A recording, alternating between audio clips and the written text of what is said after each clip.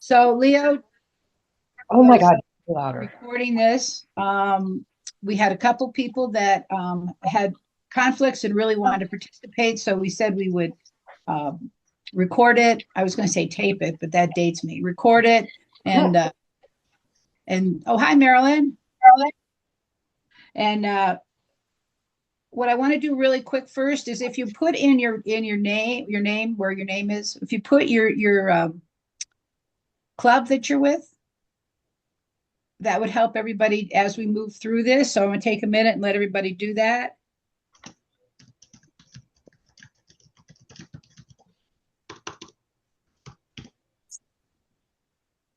I'll even do it. Sue, how do you do that? There's three little dots. Wait a minute. Leo, you want to catch everybody how to do that? Yeah, you can do it a couple of ways. The If you easiest. go to where your picture is, there are three dots next to it when you go up to the upper right-hand corner. And if you hit one of those, you'll see where it says rename down at the bottom. Hit the rename and then it'll show you what you've got currently. You can just edit it to put in your club name.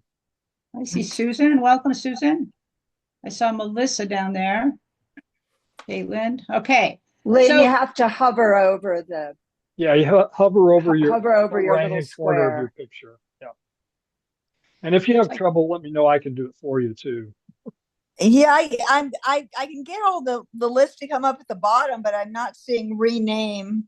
The easiest No, way to do it on is your you click on your on yeah, participants and then hover over your name, and where yeah, it says more, you click rename. yeah. Okay, Or you I'm can on just an go to the iPad, so It's oh, the that's a same. little different.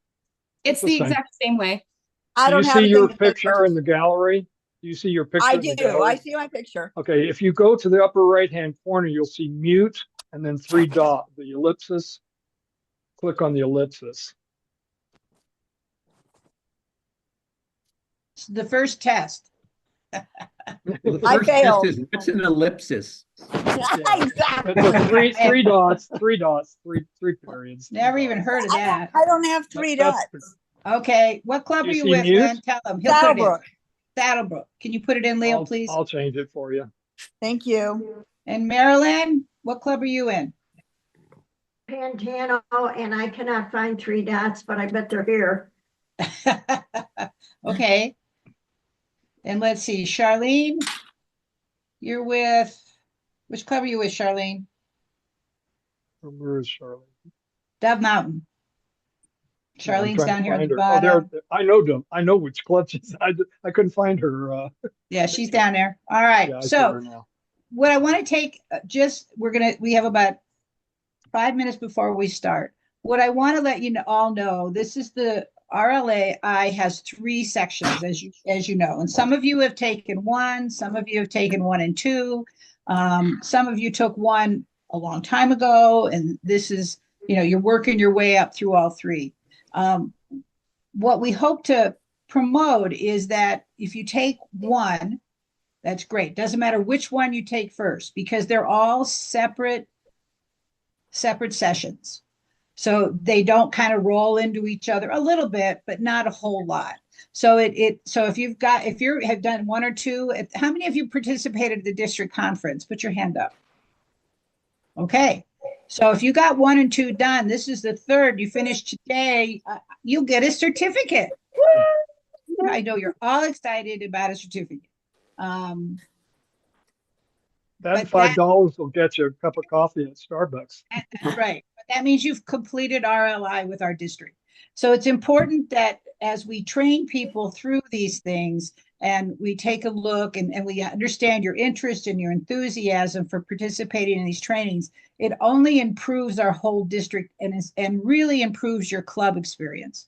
So by understanding the most pieces of the pie, Rotary has so many pieces, to say the least, that this is just another way for you to get educated or reaffirm things that you thought you knew or you thought you understand, or things that you're like, oh, I didn't know that. That's pretty cool. So we're going to work our way through that. Did you all get the agenda from? I hope you all got it. We're gonna stick to that agenda today because I want to be done here by 1 for all of you. I really am committed to that kind of thing. The other thing that I really want you to feel comfortable, please mute yourself during the presentations. If you have a question, does everybody know how to raise their hand, the little red hand that goes up? If you don't, put your hand up, okay? Either way. I assume that each one of us will have a few minutes to answer questions at the end. Each one of the presenters will make that clear before they start, when they want questions and how they want them. But again, we're going to try and stay on time. So if you run out of time and your question doesn't get answered, there's emails for all the people that are presenting today. You can always follow up with an email. And So Sue, on that, if they're using the current version of Zoom, you don't even have to hit the react. You can just raise your hand and it'll automatically put the red flag up, the red hand up. I must have an old one. Or you can, well, it may not be set. If you go to the react, you can see whether it's checked or not. It should have recognized hand gestures, and it should do it automatically, like mine should. Huh. Well, that's new. Haven't learned that one. Yeah, it's new. All right. So, Don, we're going to roll out with you first. Everybody in the room, I'm sure, knows Don, but if you want to take a minute and just say hello to everybody. And Hello, we're going to get everybody. started. Yeah, thanks. I think y'all know me. If I haven't met you yet, I look forward to it. It's great to see everyone again. So I'll ask Leo to go ahead and put up the screen. We'll get rolling.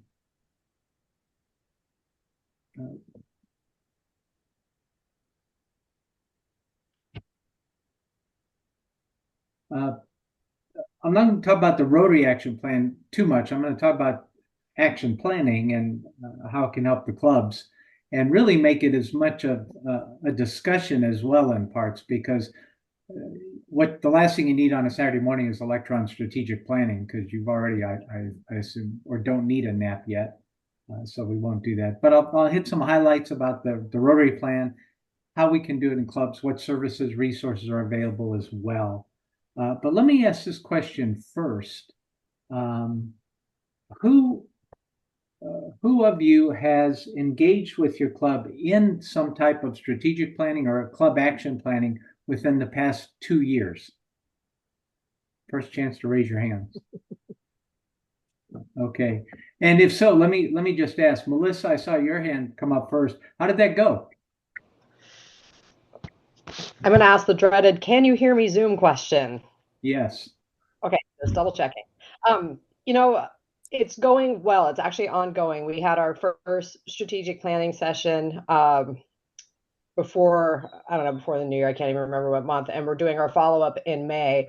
In between those two sessions, we've had lunch meetings where we've broken out into our committees, so newer members can explore the different committees, and people who are on committees can discuss their mission and kind of fine tune the plan. So we're trying very hard to work on continuity and succession planning and all the rest of it. So we're working on it. No, that's exciting to hear. Thanks. Caitlin, I saw you had your hand up too. Just attending different conferences to learn more about it so that we can bring it back to our Rotary Club is something that Sherry and I have done for AHO. And then actually kind of setting forth more, I would say, not really boundaries, but conversations around the strategic plan that we want to have for AHO, but we haven't created one yet. Okay, well, this hopefully will be helpful. And Lynn, I see you have a check mark on yours. I don't know if that's the same as a hand or not. You're muted.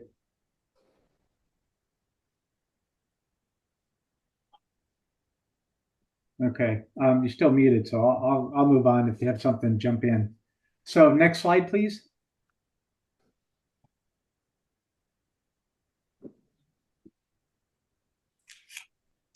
Okay, you can skip. I mean, if you want to know about me, there I am. The most important is the email address. It's just donjorgensen@comcast.net. Anytime after this, you have any questions or want any tips or discussion about any of this, the Rotary Action Plan or Club Action Planning, let me know. There's another reason too that I hit on at the end, and we'll get to that. Let's move on. Next slide, please. this is the kind of answer to the question, why does a club do strategic planning? And you kind of know the basic reasons for it. The issue that too many clubs run into is that they continue to do the same thing year after year. Well, things change, don't they? And you know, the line is, if you do what you've always done, you're going to get what you always get. But that's not true. You get less because too much is changing too quickly. And that's why I asked it, if you haven't engaged in strategic planning within the past 2 years, it's time. If you have one going, and it's been 2 years, and you haven't reviewed it, it's time to start making those changes and updating where you're at. Everyone had the opportunity to do this 5 years ago this month, when COVID hit and shut down the world. And it was amazing how everyone's 5-year plans turned into 5-week plans, and they got them done. So it's possible. So next slide. This is what happens without planning. This was a real picture. So just a reminder, we can have good intentions, but you know, planning matters. Otherwise, what I see with clubs is clubs start to drift. And there's an old line about businesses when a company went out of business, and they asked the owner, how did that happen? He said, well, slowly at first, then all at once. And that's how it happens with clubs, it seems sometimes too. This is what helps prevent that. This is what helps clubs remain strong and stable. Next slide. So these are kind of my 3 keys for effective strategic planning. That too often the focus is on activity rather than, as one of my favorite ball players used to say, Bill Walton, who got it from his coach, said, never confuse activity with achievement. Clubs can look like they're doing a whole lot, but really not get anything done. And so we focus on outcomes in the plannings. What do you want the club to look like? Or what do you want the activity to look at when you finish the plan? And then obviously you see the other 2 points about turning structure to decision-making and analysis into action. But it starts with an environmental scan. It's called different things, needs assessment and such. Really taking a look first at your club, at your members. It's an internal scan as before you start looking outward as to what you want to accomplish or what the needs are in your community. So it's that match between member interests and community needs as well. Now, I say 3-year vision, that's the most common. Some clubs do a 1-year plan, and that's fine. Some do a 2-year. I wouldn't recommend going beyond 3-year. In the past, we used to talk about 5-year plans. Change is happening too quickly to make that relevant. And then from there to the strategy development, and then the specifics. The other problem clubs run into is too often they stop at the strategy point and don't get down into the step-by-step activities. So next slide. I want to give you a quick look at the Rotary Action Plan. I hope you all have seen this by now, but this came from Rotary International. It's been about 5 years now when they first rolled it out, as focusing on these 4 areas of impact, reach, engagement, and adapt. And they're really, in my opinion, great areas for clubs to use as a model. My club used this same model in creating our specific action plan, because it does touch on the key areas that we're looking at, is how to not just make an impact in our communities, but demonstrate how we're making that impact. And a piece I add, which ties into the others as well, maybe into reach, is how we communicate that impact. You don't want to be your community's best kept secret. You want people to know what you're achieving. And so the impact area really is looking at how you're creating your plan in a ways that will allow you to measure your success. That's what that's about. Expanding our reach is, again, how you're identifying new audiences, letting people know about Rotary, finding the opportunity to impact, and then the next step, engage new members as well. And the engagement part I look at as not just engaging potential members or engaging new members, but keeping members. And this is, I know, one of Bruce's keys that I believe in 100%, and that is the focus on retention. So it's really engagement and retention that you can have an impact here and ought to be part of your plan, as well as the need to adapt and the ability to adapt to change what your club's always doing, and such. So the question I'll always ask, we can go ahead to the next slide. When I talk with clubs, and one of the ways to start when you're starting to analyze where you want to go as a club is I always ask, what's your club known for? We'll get to the breakout in a second, but I want you to think about this question. Right now, if I were to ask you, what's your club known for? What's your answer? And you can discuss this in the breakout a little bit if you want to. I don't want you to answer it now because I'll tell you about some of the answers that I have received over the past year or two. And sometimes it's a red flag. If your club is known primarily for your fundraiser, that may be an issue because the fundraisers are great. They get you a name. I'm not saying there's anything wrong with that. But that doesn't tell folks what you do. That doesn't tell folks about the service and the impact you make on the community. It may be great for making friends and for recognition. That's wonderful. But if all you're known for is I don't know if we have anyone from the Tucson Club. I'm not picking on them because I'm going to use them as a positive example. If all you're known for is your car show, that's not what Rotary does. What Rotary does is take the benefits from that car show and make an impact in the community. And they're doing a great job now because they did adjust their strategic planning a couple of years ago to focus on demonstrating the impact and communicating the impact better. If your club isn't known for anything, yeah, that is an issue. So that's my first question to kind of always have in the back of your mind. But what I'd like to do now is focus on this area. We don't have time this morning to focus on all 4 areas of the Rotary Action Plan. So I just want to take 2 to give you some time to now share ideas and talk a little bit.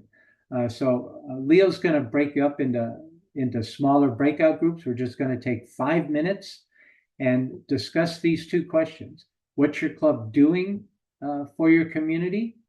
And how are you measuring the impact of what you're doing? And so let's go ahead to the breakout sessions and discuss how many do you want? How many folks do we have on here? 24. Let's go ahead and just do 5 breakout sessions.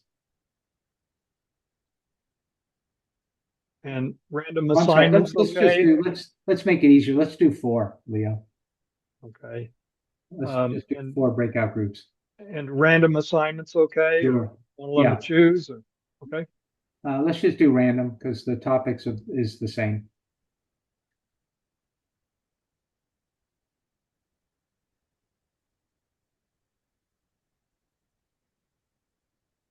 So this is where, again, you're the experts in sharing what you're doing, how you measure impact.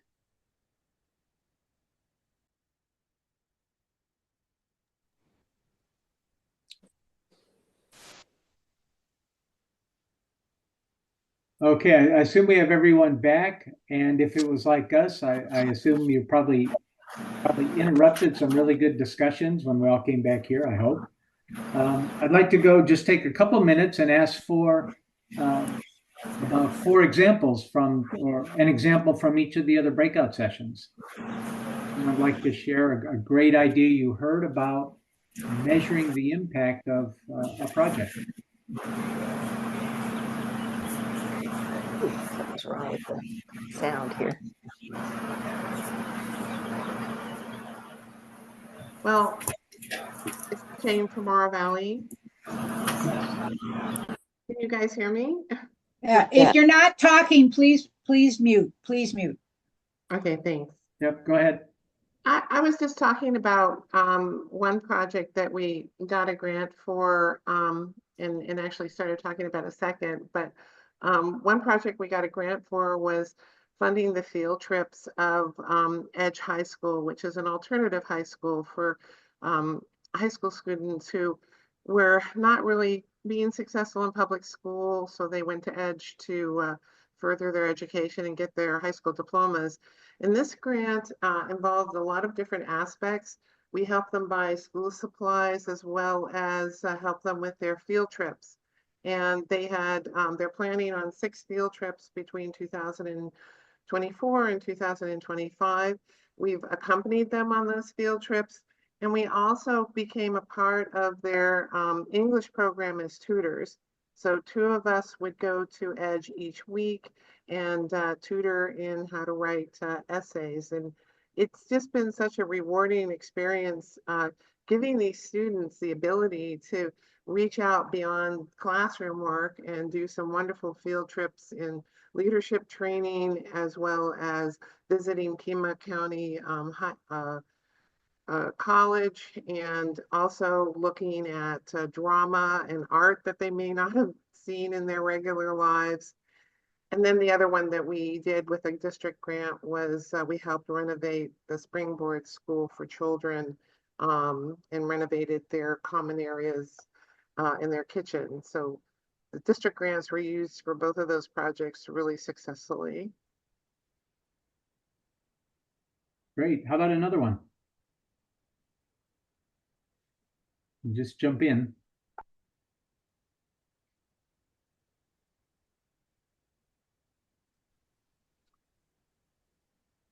This is Nancy, Tuback. The 3 things that we do where we use our resources are with a cleft palate clinic and scholarships, and with a youth center in Amada with students that have needs. And one of the struggles that we have is people want to know, what we do with the money, but how do you really take the people who have received this and put them forward? Do you put the scholarship winners on Facebook? With Cleft Palate, it's just so private, and with the Amato Youth. But one of the things that we do with the Amato Youth, and there are a lot of issues in that community, is we have members of our club go every month and talk about what we did in our lives and how it might apply to their lives to broaden their perspectives. And so that's one thing. But with the scholarships, how do you tell your community? Do you have those people on Facebook? That's a struggle that we have.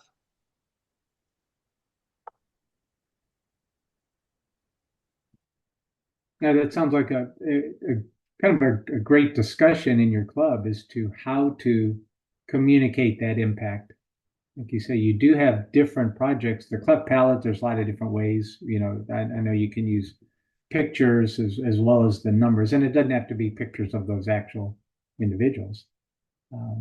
Yeah, with the other, it may be some kind of presentations to the community at large without identifying the individuals. I mean, you've got a lot of different ways to do it, but I like the focus on communicating the impact about that, both to the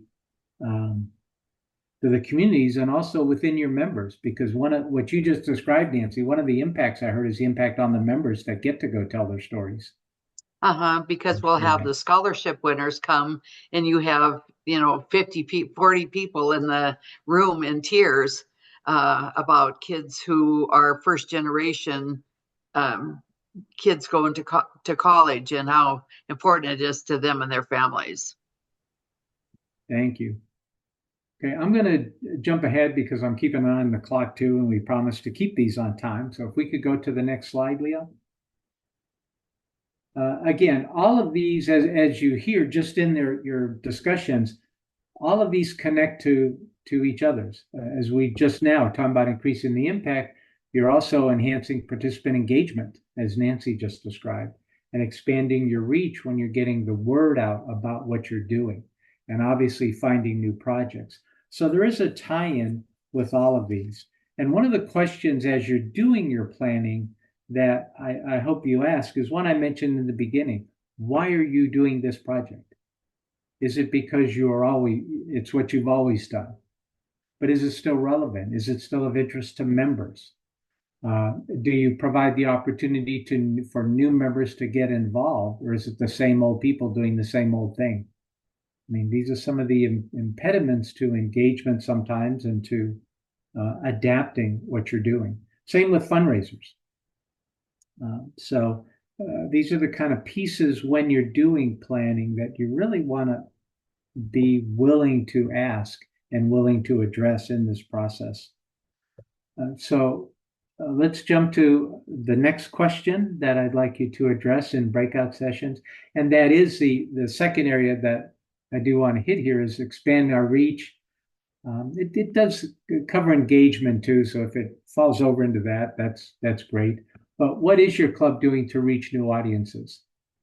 So let's take again another 5 minutes in breakout sessions to share some of those ideas, and then we'll come back. So Leo, again, if we could break up about.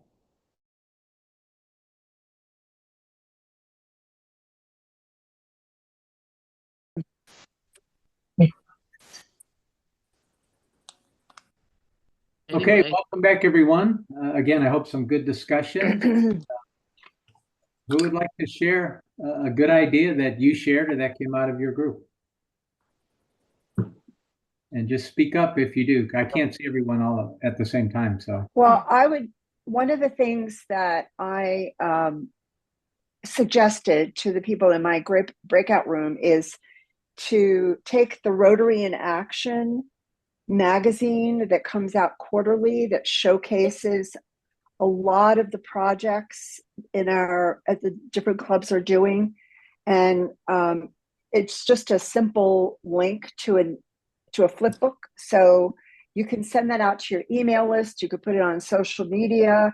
And it's a great way to let your friends and family and neighbors and communities see what kind of work our clubs are doing. Great idea. Who else? I think we have noticed more interest in our club lately because we did do a Google business profile on our club in Oro Valley. And also we have made our Facebook page more active, and a number of the new members that we have inducted did say that they saw the Facebook page and then went to our website. Great.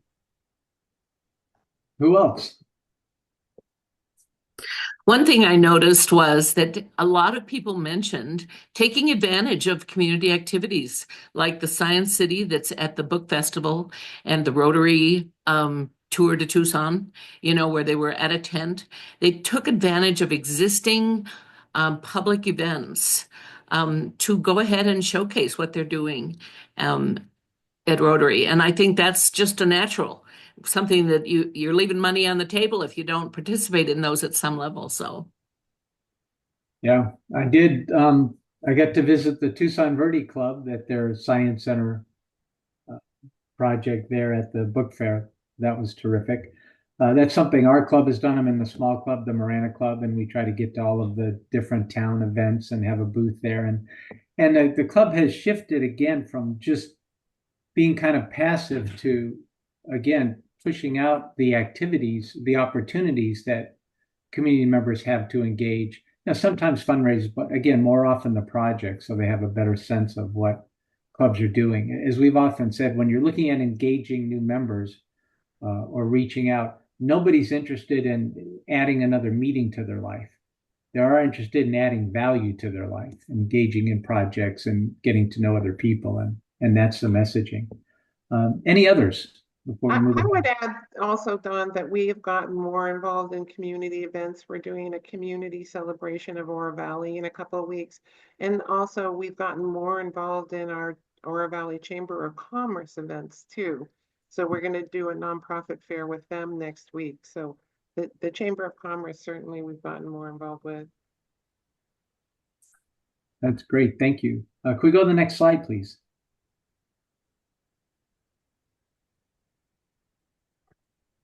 Thanks. So again, I just want to emphasize the connection between all of these as you're putting your plan together.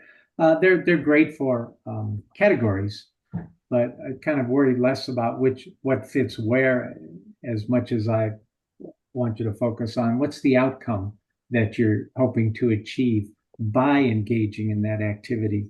Another quick point here, since we're kind of jumping back and forth between expanding our reach and participant engagement with members, is as you're engaging in these plans, there's some questions to ask too about your existing members.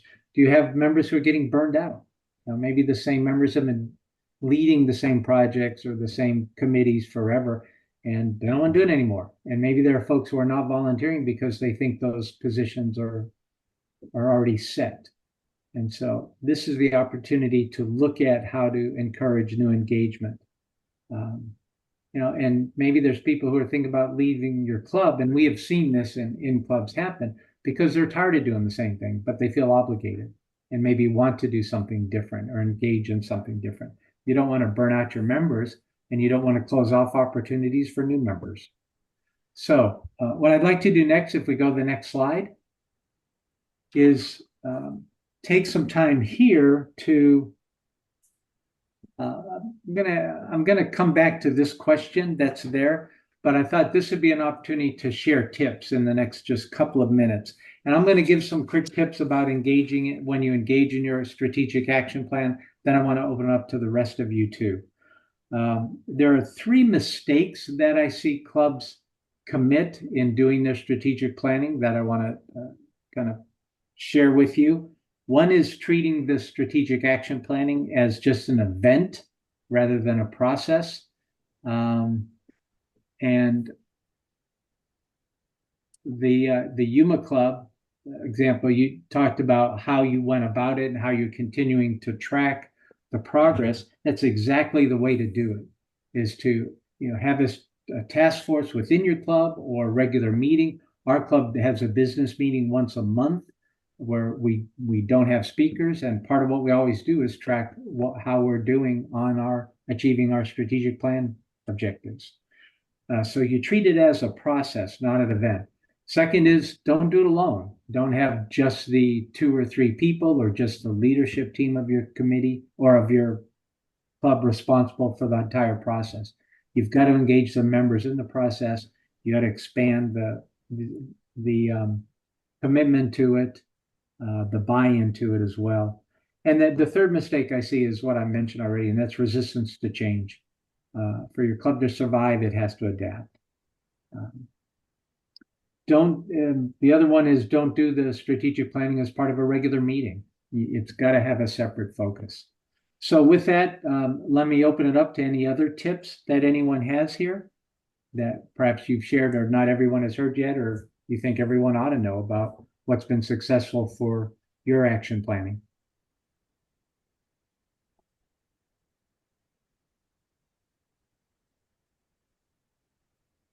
Don? Yes. One of the strategies is I went around to all the clubs this year, and I don't remember which club it was. So if it's your club, I apologize for not remembering it's you. But every new member, they give them the opportunity. They hand them a certificate or a check and say, pick your favorite charity and plan a service project for each new member once they're installed. And I thought that was a great way to add energy to a club, new ideas, a different opportunity for service that maybe everybody else didn't think of. I just thought that was a great welcome to Rotary, and how can we help something you believe in? Love it. Yeah. John? I have a sort of let me put it this way. Don't make your fundraisers, if you want to attract younger members, don't make your fundraisers something that your older members want to do. In other words, if I go back to an example, when we were in Sholo last couple of summers ago, one of the clubs up there sponsors a rock band and a country band in the park on a weekly basis. And they just set up an information table. They pay for the band. Okay. There's a bar there with, drinks, and there's food vendors and things like that. And they have a little display on their table. And they have a big Rotary sign in the corner, and they have a donation jar and information pamphlets. So you got a ton of young people in there that really like the music, they like the atmosphere, they like the people, and at the same time they can learn about Rotary. And if you're gonna have a fundraiser with Lawrence Welk music, you're not going to attract any younger members. Thanks, John. Right. I'll take one more. Martha? Oops. Sue mentioned the grant for new members. We give 6 grants for $500 each that the whole club can, and this is yearly, the whole club competes for their favorite project. That's been really, really, it keeps everybody excited. Great And ideas. it's only $3,000. However, it's a lot of community bonding. Well, thank you all. I want to wrap up so we stay close to on time here. The bonus question you see is a great kickoff question. If you want to get members engaged and really focus on something you can achieve right away. And so I share that with you for that reason. It always works well in getting people thinking practically and thinking in terms of outcomes. The last thing I'll share, if we can go to the last slide, or next to the last slide, is about resources. You have an additional resource in the district. We have a district visioning chair, that's Joe Danishevsky, and I am also the backup. So either one of us is happy to assist your club in any way in kicking off the action planning, visioning, or action planning process, whatever you call it is fine, or helping guide it, even facilitate it. So you have assistance available. You don't have to do it on your own. You can get a hold of me, and I can connect you to Joe, or I can help you myself, either way. But we're here for you. And then just with the last slide, I want to say thank you for everyone's input and for participating today. I hope you got something out of it. I hope you have a great day. That's it for action planning. Hey, thank you, Don. Thank Your time you. today. I know you're gonna have a good time with your family. Thank you. Take care, everybody. Goodbye. So we have Thank you. about a 5-minute break if people want to go to the ladies' room, bathroom, coffee, and we'll kick off in 3 or 4 minutes, maybe. So if you need to do that, please do that. I'm going to fill up my coffee. We're running a few minutes late, but that's okay. We'll catch up. Or no, we're almost on time. So 10 o'clock. So as people start coming back in, again, thank you so much for participating today. I'm excited for Christy and Barbara to share some of the international stuff that's going on with our foundation. Many of you have already heard a lot about their foundation this year, but this is the one area where we've really tried to make it important, because it is, as you all know. And so 10 o'clock, Christy, Barbara, you're on. Okay, well, good morning. I'm Christy Halverson, the District Rotary Foundation Chair for our district from the Saddlebrook Rotary Club. And with me this morning is Barbara Kiernan. Barbara is our Grant Subcommittee Chair and also our Global Grant Chair from the Catalina Rotary Club. This RLI session explores the significant role that Rotary International has in affecting global change through grants and international service. Next. I will begin this morning with a review of the Rotary Foundation, its mission and structure. Next, we will explore the various types of grants that are available. And then Barbara will discuss Rotary's areas of focus, international service projects, and how individuals can get involved. For a quick review, the Rotary Foundation is the charitable arm of our organization, headed up by 15 trustees that are appointed by the Rotary International's Board of Directors. The function of the Rotary Foundation is to provide a steady stream of income that supports Rotary's global initiatives and to strengthen the organization's financial independence for years when we experience reduced contributions to the annual fund share. You will recall that there are 5 purposes of a Rotary Club: to pursue the object of Rotary, to carry out service projects, to grow membership, to develop leaders beyond the club level, and to support the Rotary Foundation. That is why we ask every Rotarian to make the Rotary Foundation one of their personal charities. This is the mission statement. As Rotary's one and only charity, the Rotary Foundation taps into a global network of Rotarians who invest their time, money, and expertise using foundation grants that empower Rotarians to approach local, regional, and international problems with solutions. Since it was founded, it has spent more than $4 billion on life-changing programs and projects. The Rotary Foundation is known throughout the world for its exceptional financial management and for the efficient use of its donations with these 3 funds. Every year since 2008, the Rotary Foundation has received the top 4-star rating from Charity Navigator, the world's largest and most trusted charity evaluator. This rating is a standard achieved by only 1% of all charities for judicious care of the donor's money. So these are the 3 main components to the Foundation's programs: the grant programs, the Peace Fellow program, and the End Polio Now campaign. In the RLI session 1, we went over the Peace Fellow program, and also we went over the End Polio Now campaign. Today, we will just be discussing the grant programs and club projects. So to use Rotary International's grant funds, the districts need to be certified as well as the Rotary clubs.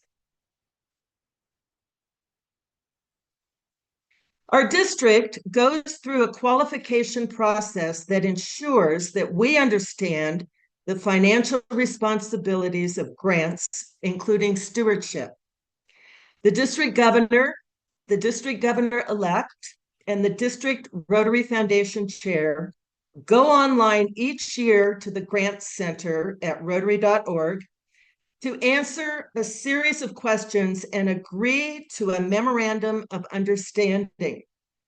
As a part of that agreement, the district conducts grant management seminars or webinars for its clubs.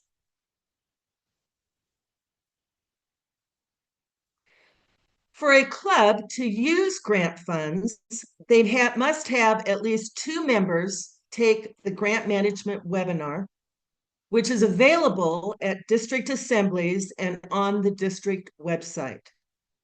The club president must sign a memorandum of understanding with the district. The club must be up to date on RI and district dues. The president must have attended PETS or has made other arrangements with the district governor-elect. And finally, the club must have a club Rotary Foundation chair. The MOU is a club agreement to terms using grant funds with the Rotary Foundation.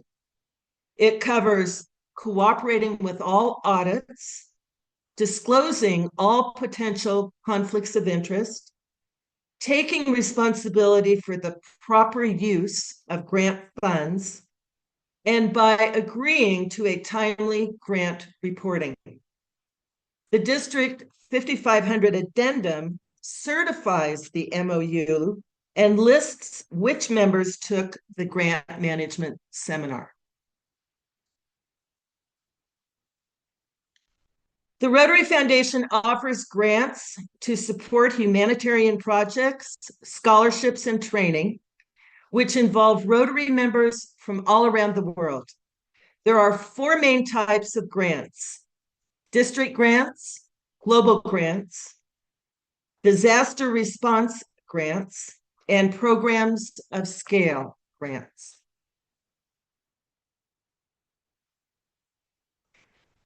So district grants are small-scale, short-term club projects that can be local or international.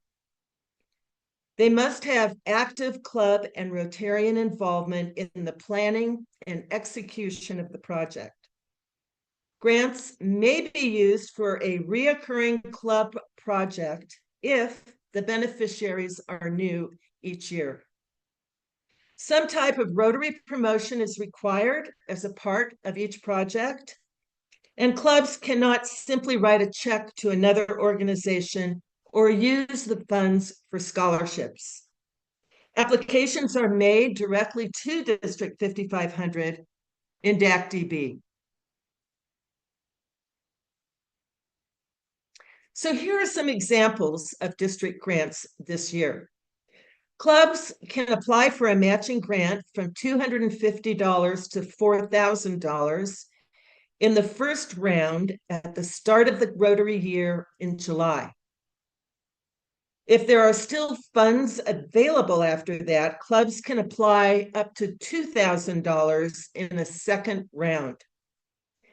And they have the Rotary year to accomplish their project and submit a final report by May 1st. This coming year, we have $68,500 in DDF for our 49 clubs to share for district grants. DDF, you will recall, are district designated funds. Contributions that are made to the annual fund share are invested by RI, and the proceeds are used for 3 years to pay for administrative costs. At the end of 3 years, the investments are liquidated and split, with half of the funds returning to the district as DDF, or district designated funds for district grants and global grants, and the other half going to the World Fund. The District 5500 website has all of the resources that you need for club qualifications, for district grants, for global grants, and it also has a TRF toolkit for links to various forms and documents. The second type of grant are global grants. These are large international projects that are sustainable with measurable outcomes and aligned with an area of focus. The projects can be humanitarian projects. They can be vocational training teams. These are groups of professionals who travel abroad to teach local professionals about their field, or it can be scholarships for graduate level academic studies, although we do not offer that option in our district. A key feature of global grants is the partnership between the club where the project will take place and a club in another country. Both sponsors need to be qualified before they can apply for a global grant. Global grants have a minimum budget of $30,000 and a maximum World Fund award of $400,000. Grant sponsors can use a combination of DDF, cash, or direct gifts from the endowment fund earnings to fund a global grant. The Rotary Foundation will match 80% of all DDF contributions.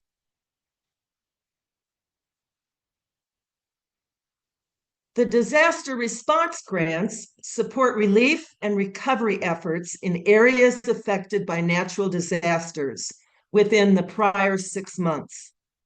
These grants are paid for through contributions to the Disaster Response Fund, which accepts cash contributions and DDF. Qualified districts in areas that have been affected can apply for grants up to $25,000 if the funds are available. Grant funds can be used to provide basic items such as water, food, medicine, and clothing. Once a grant has been completed, the district can apply for another one. Rotary also partners with ShelterBox on the front lines of disaster relief. 90% of ShelterBox deployments involve local Rotary clubs.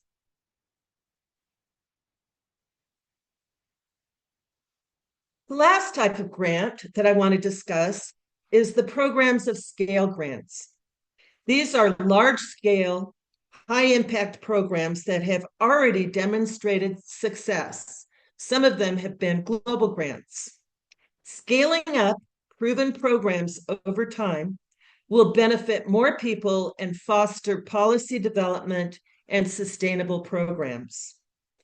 Each year, Programs of Scale supports a competitive grant process with a $2 million award to a program sponsored by a Rotary Club or a district that is working in close collaboration with outside partners. Applicants are required to include cash contributions totaling a minimum of $500,000 from one or more program partners outside of Rotary. The award is distributed over a 3 to 5 year period.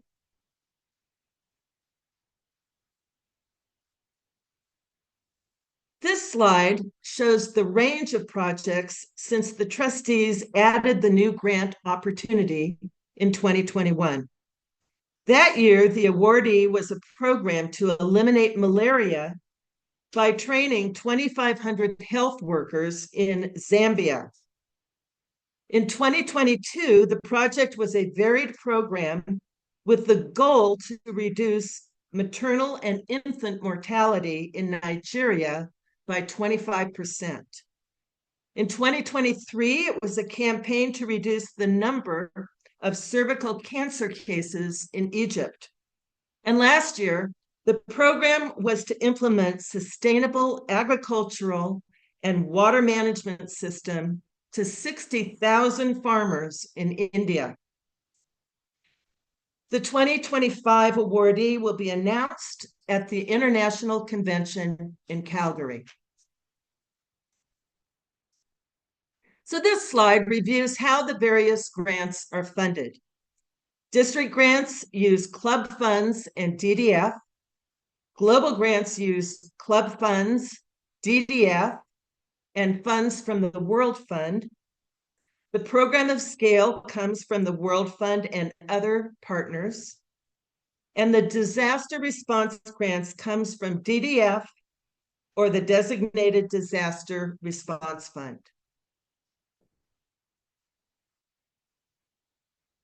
So last year, Rotary awarded 485 district grants, 1,287 global grants, 106 disaster response grants, and 1 program of scale.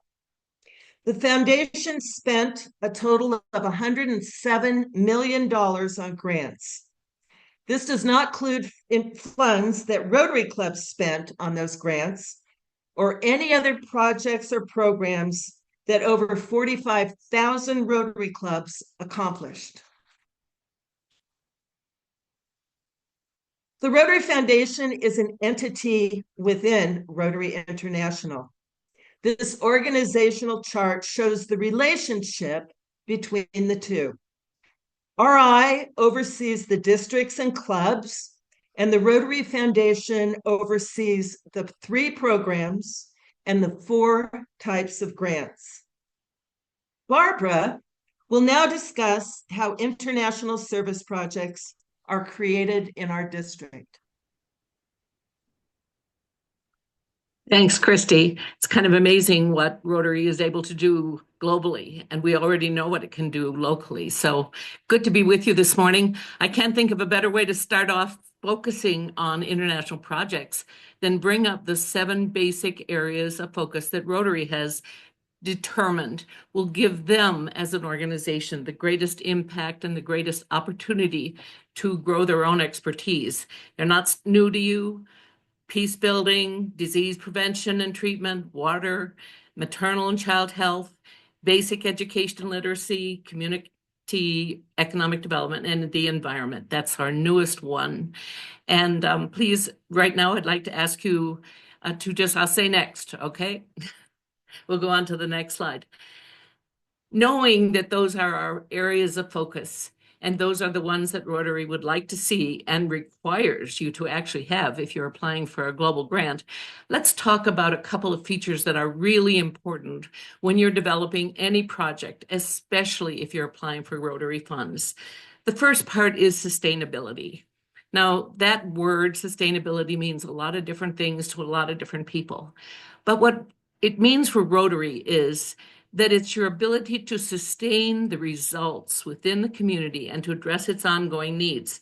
That doesn't mean that you have to go find somebody who will pick up your project and continue to offer it and fund it when you're gone in 2 years. No, that's not what it means. It really means that the results that you have achieved, that the effort that you have put in, you have now champions and people on the ground who are capable of moving that forward. And to explain exactly how you have the best chance to get that sustainability, let's look at 6 different steps. Next slide, please. The first step is start with the community. Don't think about, well, I don't think we do anymore, but it used to be that well-intentioned Rotarians walked into communities far and wide and said, hey, you need a pump, you need a well, let's build a school. How about some books? And it was all kind of a top-down thing. And yet we found that so many of those things weren't actually at the top of the community's priority. Either they weren't used or they weren't trained to promote it. So what they ask you to do now, and in fact, if you are applying for a Rotary Global Grant, you must do this. And that is start with the community, identify the needs, and develop a solution that works, that builds on what the community's strengths are and aligns with their own values and culture. Next, please. Second, encourage local ownership. And by ownership, I don't mean that they have to take part necessarily financial in it. I mean commitment. Encourage local commitment. Develop your local champions, because when you are gone, it is going to be the community that takes over that effort and makes it sustainable into the future. Next, please. The third step in encouraging and fostering sustainability is to provide training. I can't think of one single thing you could do that would be more sustainable than train people to do whatever. If you're going to dig a well and you're going to put in a pump, for goodness sakes, train them to maintain that well, to repair that pump, okay? Whether that person leaves in the future, maybe. That person will take the training elsewhere. We went into the mountains in Mexico in my last global grant and we trained healthcare promoters. Some of those healthcare promoters moved, but they took that healthcare knowledge with them. And we continued the effort of increasing to the opportunities for wellness in their communities. Next one, please. The fourth step that encourages sustainability is buy local. And by this, I kind of want you to say, avoid the temptation to go to Amazon and get the best price for the best, quantity, and then drive it all down there if you can do it. Go and buy local. Pay a decent price to the vendors who are already in that business. You'll be sustaining the economy. And it also, if you are going to build that well, and install that pump, you better be sure that they've got the repair piece for that pump when, not if, it breaks down in the future. Next one, please. Find local funding. This can be an interesting question. You don't have to look for future funding as in another Rotary grant, a great big one-shot fits all. If you are working with a school district, you might want to look for some opportunities to help them with some in-kind donations, looking for a bookstore that might support what you're doing with them, or a printer, or whatever. If you're working on disease prevention, you might partner with a local hospital so that they, for example, would partner with you and be able to continue doing things like EKGs.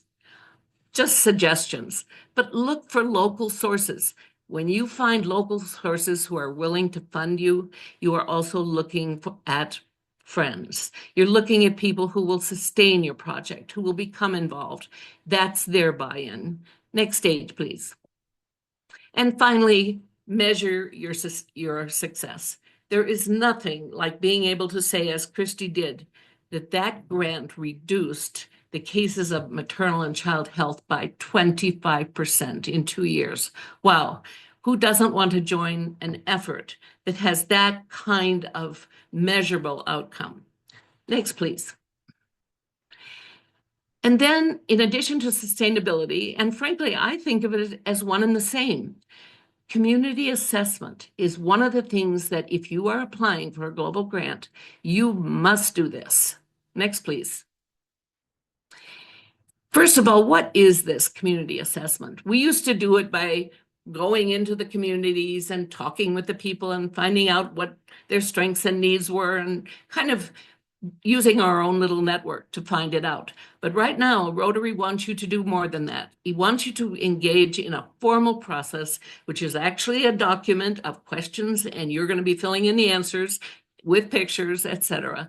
And this is going to be done and included in your submission when you apply for a global grant. So it is a formal process, and your goal is to understand the community and its priorities, not just its needs. It looks at needs, of course. It examines strengths. It examines weaknesses. It examines the needs, and it also examines its assets. What has it got going for you? Okay, next one, please. So what do these assessments really do? Well, first of all, as that name implies, a community assessment is done with the community.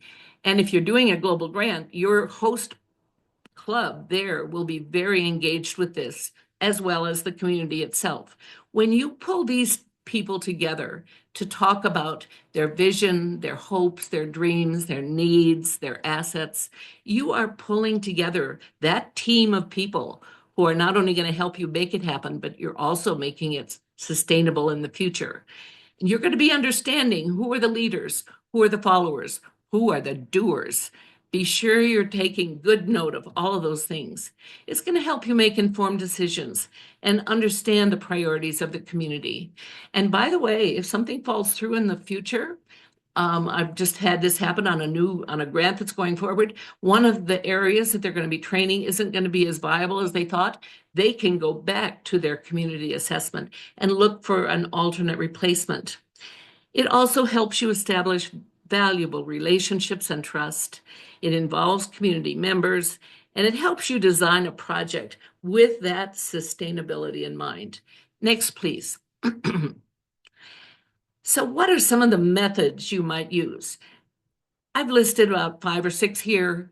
Those are certainly good ways to do it, but you can modify them. You don't need to use all of them. You might just use a few. Of course, you can have community meetings, but be sure that isn't just one meeting. And be sure it's not just with one group of people.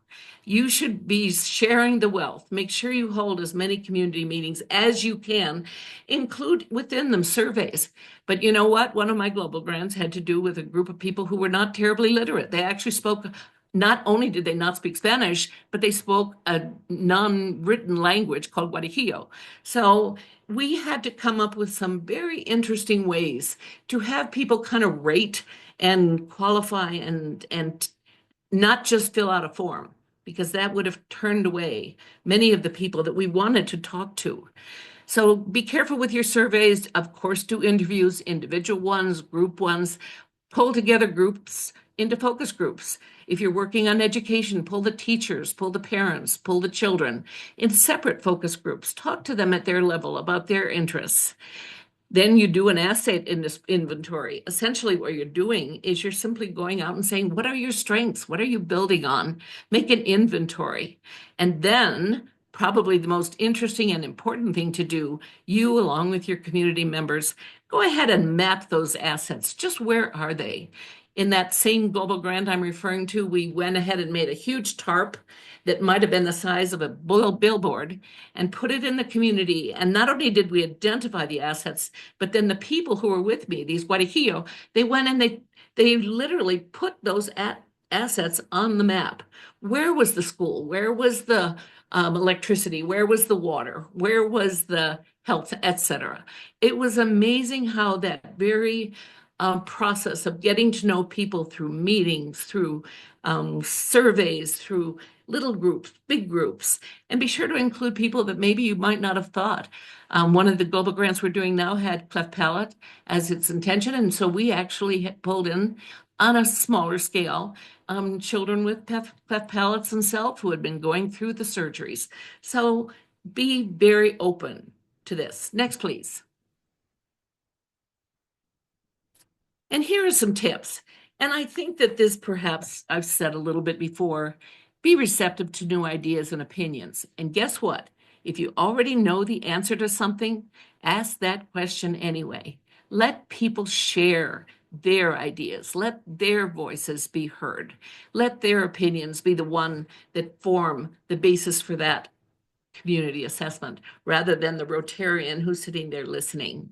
Include people from groups that are not usually represented, and I think we explained that. And be careful. Don't promise a specific project.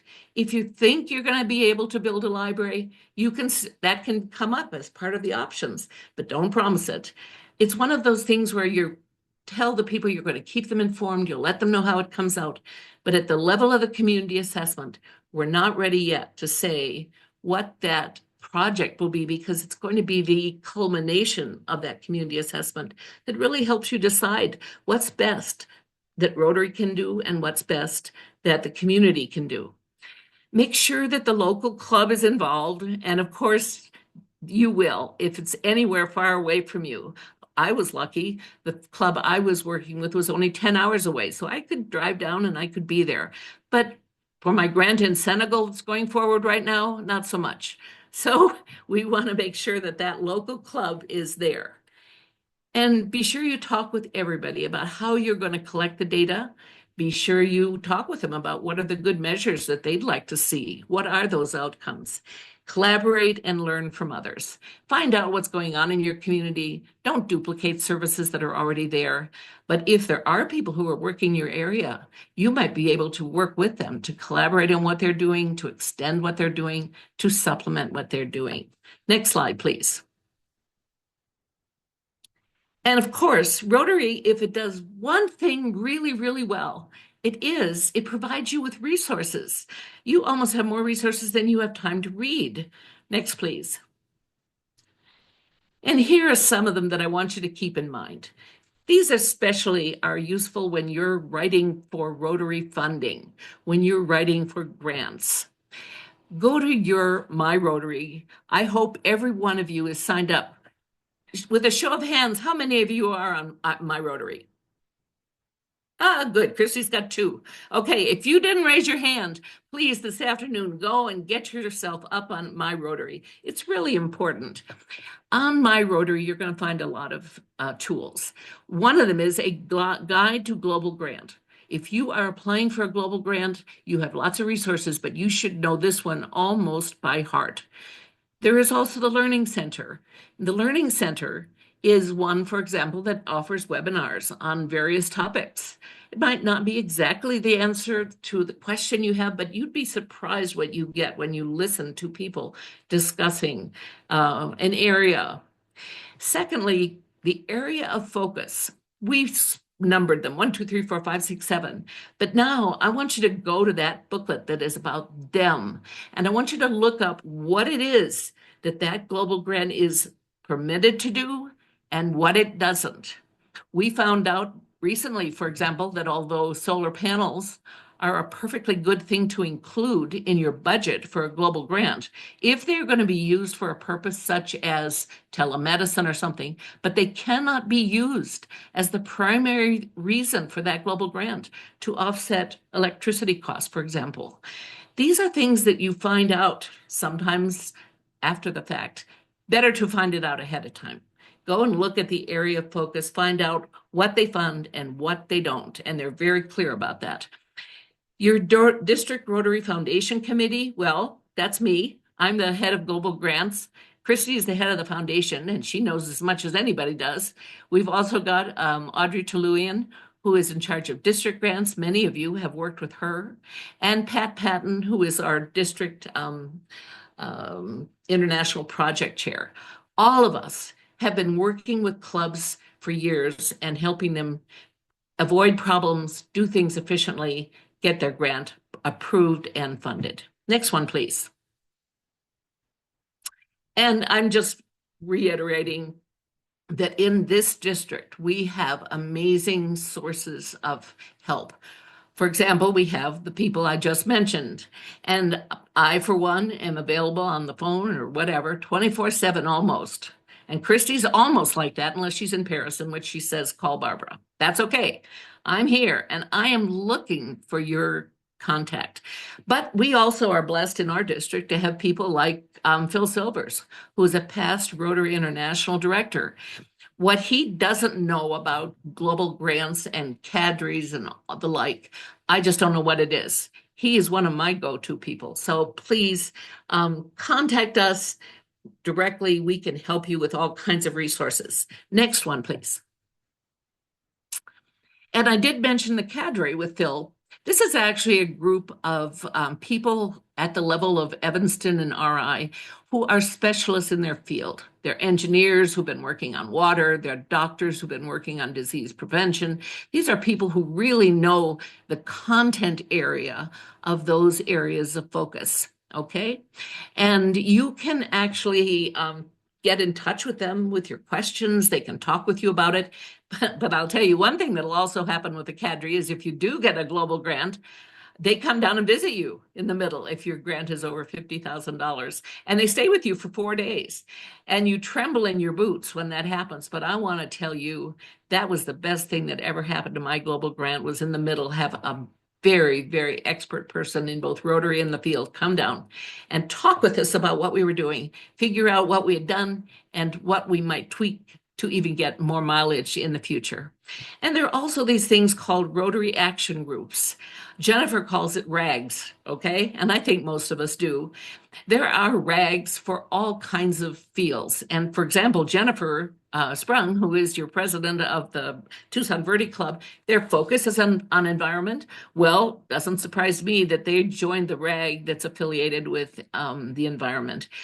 And Jennifer is going to be a wonderful resource to tell you how that went. But I suggest if you're working in a field, why not join a RAG? Your whole club, if your focus is on youth, why not join that? There are lots of different ways to get involved with Rotary. Next, please. And then, of course, there is how in the world do I find those partners? I have been asked that question more than I would like to. First of all, there is a place right online you can call the Service Project Center, and it offers not only projects that are out there, but it looks for partners. It says, I'm looking for a host. I'm looking for an international. Christy and I went down to a USA-Mexico conference last October, and there were some really good projects there, and several of them were looking for international partners. Well, that was kind of like a surprise, like they can't go forward with that great idea. They've got the host, but where's my international partner? Anyway, so you are going to look for a lot of different places to find partners. You can go to those Rotary Action Groups. They have suggested ideas. And guess what? In District 5500, we have just joined a new intercountry committee, which is called an ICC. And that is a group of districts within the US that partner with a group of districts in a foreign country, in our case, Mexico. And we actually are going to be working together on all kinds of projects, grants, and other efforts that work together. And you're going to be able to find out more about the ICC if you go to the district conference in Tubac this coming September, because they're going to have a table at the International Project Fair, which, by the way, is your next bulleted point, or bulleted point there. We're going to hold another international project fair where clubs in the district will be showing, and they'll be looking for partners. Rotary fellowships, well, those are actually groups of Rotarians who join together because they are interested in hobbies. Like a friend of mine belongs to a skiing Rotary fellowship. Well, that may not be the subject of your global grant, but it is certainly a place for you to talk with other Rotarians about projects they're doing and ideas they have. And be sure to call District International Service Chair Pat Patton, who is also in my club, the Catalina Club. Next, please. And don't forget Rotaract. It doesn't have to be a Rotaract club that you support, but it is Rotaract provides young professionals who have tremendous command of the IT world out there, who can help with so many different things. And ultimately, should their club develop enough expertise, they themselves are actually eligible to apply for a Rotary Global Grant on their own. So turn to your Rotaract club. It's a time for you to interact with them, a time for them to grow in Rotary service and grants. Next, please. And finally, we're going to take one more look at creating service projects in our district. Everything on the left under Rotary International is not actually funded through the Rotary Foundation. Everything on the right, which is in a slightly grayish color, is to some extent. So let's just look real quickly at the kind of international projects that have come up. Under Rotary International District 5500, our 45 clubs, you could have a lot of single club projects. For example, the Oro Valley Club has got an Adopt a Village program in Guatemala. And not only do they do one project, but they're there and keep going. And they keep finding out about new things that can happen. And they keep up with that club. They also have other single international projects that are going forward at the one club level. They raise the funds themselves, they spend the funds themselves, and the Rotary Foundation is not involved. There are also multi-club projects, and one of the good ones to point out here is that the Saddlebrook Club is part of a partnership of 9 clubs that join together to pool their money to work with a bank to offer very low interest loans to people who otherwise might not have access to that kind of credit. And it's called the Microcredit Project, and it works actually out of Hermosillo. So if you're interested in that kind of thing, by the way, contact Christy. Now, under the Rotary Foundation, Christy's already explained to you about the Peace Fellows and the Polio Plus and about our 4 grants. I just want to mention what one club is doing in each one of those. For a district grant, I am really always impressed with what the Tucson Verde Club is doing. They do everything. Anyway, they just recently got an international flavor to their district grant because they went ahead and applied for a grant that installed solar panels and lighting for Navajo elders. This is right here in the United States, but they are a sovereign nation. In terms of a global grant, we just have one grant out of the Tubac Club in Cleft Palate, and it's ready to be submitted. We have another one out of the Tucson Club that is focused in Senegal on developing a vocational training. And by the way, you'll notice that underneath both the global grant and the multi-club, we have this down on the bottom, this wonderful opportunity for us to pull all of our resources together by attending that USA-Mexico conference in October in Yuma, by the way. There's also going to be our ICC, which is ongoing, but also has a wonderful opportunity to find out more about it when you go to the district conference in Tubac. Programs of scale, well, Christy told you all about that. To date, District 5500 has not had any program of scale. Disaster relief, well, I tell you what, Leo is telling me something. Microcredit program was originally funded by 3 Rotary Global Grants. There you go. See? Thank you, Leo. Anyway, so disaster. Didn't mean to interrupt you. No, perfect. I did not know that. That's great. In any case, the disaster relief was really interesting because many, many clubs, and I have to say, Sue Archibald, our district governor, was so important in pushing clubs and telling them about the need in the Los Angeles fires. So clubs got together, they pooled money, they pooled stuff, and then somehow she twisted the arm, very willingly, I must say, of the people in Casa Grande, and they put it all on their trucks and drove it down I-10. And that's just one example. We've all seen other disaster areas come through, hurricanes and earthquakes. And in any case, what I want to really impress with you here is what I have told you today and what Christy has told you today is not sufficient for you to really go ahead and apply for a global grant. But I tell you what, you need to take the GMS, and this is online. That stands for Grant Management Seminar.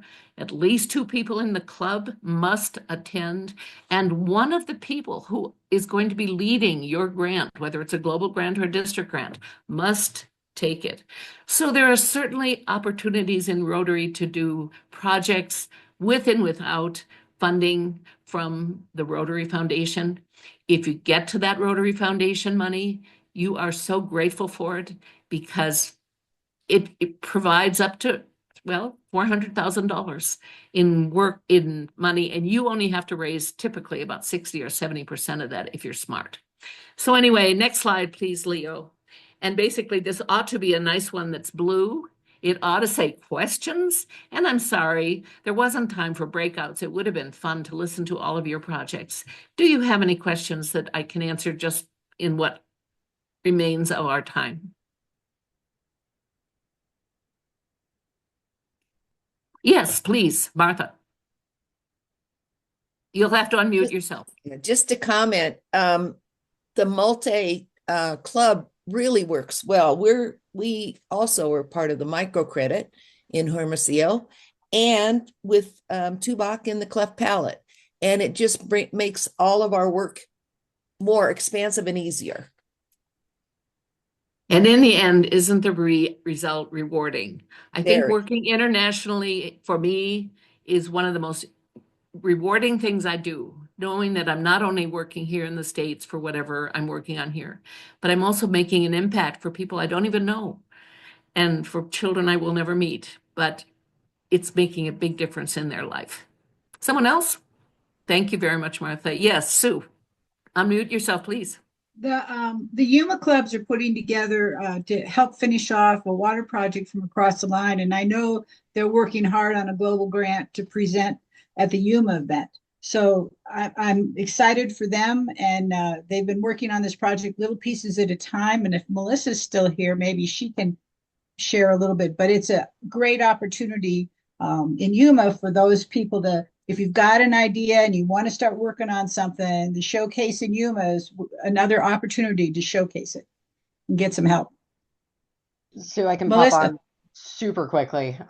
Real quick. But the water project started out of one of the smaller clubs. Marcos Ramirez started that out of the San Luis club, and then just gradually over time brought that to the other 7 clubs in the area. And now we're all sort of invested in it. And there's been a fair number of international projects, but I can talk about that some other time. But it's very exciting. Really exciting. Thank you. Melissa, you're in a beautiful place too. You're right there on the border. And so you have an opportunity to really engage. And so this is where the rest of us who may live 90 miles north of it would love to also partner. So as you look for your partners for across the line, be sure you consider places a little bit further east too. We're all ears. We love the work that you're doing there. Anybody Certainly. else? And one quick comment. Sorry, you opened the mic to me. This is what happens. I know. Obviously, taking advantage of those geographic connections, we partner with the club in Mexicali to do a school supply project every year. So again, if you guys come up with opportunities, I know down in Tucson, Nogales would be the next closest. But if you get that chance, it's a really great way to bring about a real successful international project. Perfect. What a great idea. And I know you do that, Sue, too. Down there on the whole I-19 corridor runs down, right down there. Other one? Bisbee's doing some stuff too at NACO. Oh, I am so looking forward to the International Project Fair this year. It's going to be in Tubac. It's going to have its own venue. We're going to be in the chapel, but it is gorgeous. We are going to have room, and we're going to have the most one speaker to speak just for a little 25 minutes with music added, because last year we found out music was really a key. Anyway, please join us. Do what you can to tell people about the International Project Fair at the district conference and the district conference per se. It is really exciting. And for those of you who love bend bells, that's going to be our service project. So you can make a bell while you're there. And it's going to be open also to our interactors. So they're going to be making bells, and everybody is really excited about that. All right, Barbara, Christy, if you have other questions or thoughts or anything, their emails are available. You can find both of them without any trouble. Could you put your emails in the chat, ladies? That would be really helpful. And we're going to take a 10-minute break. And when we come back, we've got Brett here. He's already joined us. We're going to join together again a little less than 10 minutes. And Brett's from 5495. I'm anxious to introduce him to all of you. So take a little break, and we'll be back in... No, not long. 8 minutes. 10:55, 8 minutes. All right. Less than 8.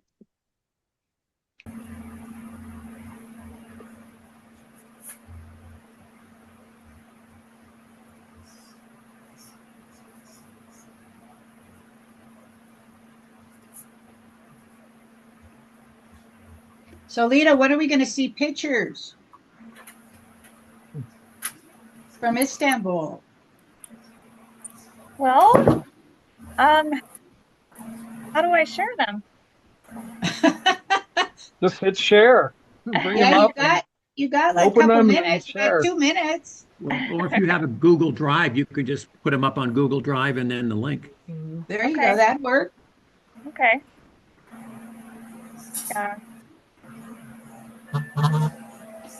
So we're all jealous. Yeah, it did snow the whole time. It snowed? Yeah. Not that jealous then. They said, "Oh, you're lucky. It only snows once every 5 years." Brett, she was in Istanbul at the Peace Center opening. Lita was. Oh. So if you have any clubs that are interested in learning more about that, I'm sure she'd love to talk your ear off about the Peace Center in Istanbul. Will do. I spent that weekend with Bruce. I spent that weekend with you guys. Oh, that's right. Yeah. We were at Pets. It's still a bit of a haze for me. I'm kind of still recovering. It all runs together anyway. Well, Brett, you did a great job. Yep. I'm glad it's over. Well, I think we had the best host hospitality room. I think we did, yeah. Thank you to you. Said that. Well, because we had the best room because we had Brett. Yeah. There's a method to that. If you're lucky enough to have the chair of the thing from your district, guess what you get? Won't be that way next year. In the past, they never did that. And gosh, when I saw that, I said, there's no way I can do anything with this room. Are you kidding me? So I offered it to Jim, and then Jim got Bruce involved, and it made perfect sense. All right, we're getting ready to kick it off, everybody. So as people start coming back in, I'm doing my best to stay on track. Again, I'd like to take a minute and introduce a new face to our district. Brett is from District 5495. He can give you a quick overview about who he is and why he's important to us and why he's important to Rotary itself. He's a pretty cool guy. So well, Brett, you're on. Well, thank you, Sue. I don't know if I'm really all that important to you, to anyone, but so yeah, I'm a past district governor in 5495, just a little up north. It's nice to be talking to people on a Zoom in my own time zone. I haven't done that in a long time. But I was a district governor along with Hank, and we had a great time, great class, and we were district governors during that little thing we called COVID. So it was a little bit of a challenge, but we got through it.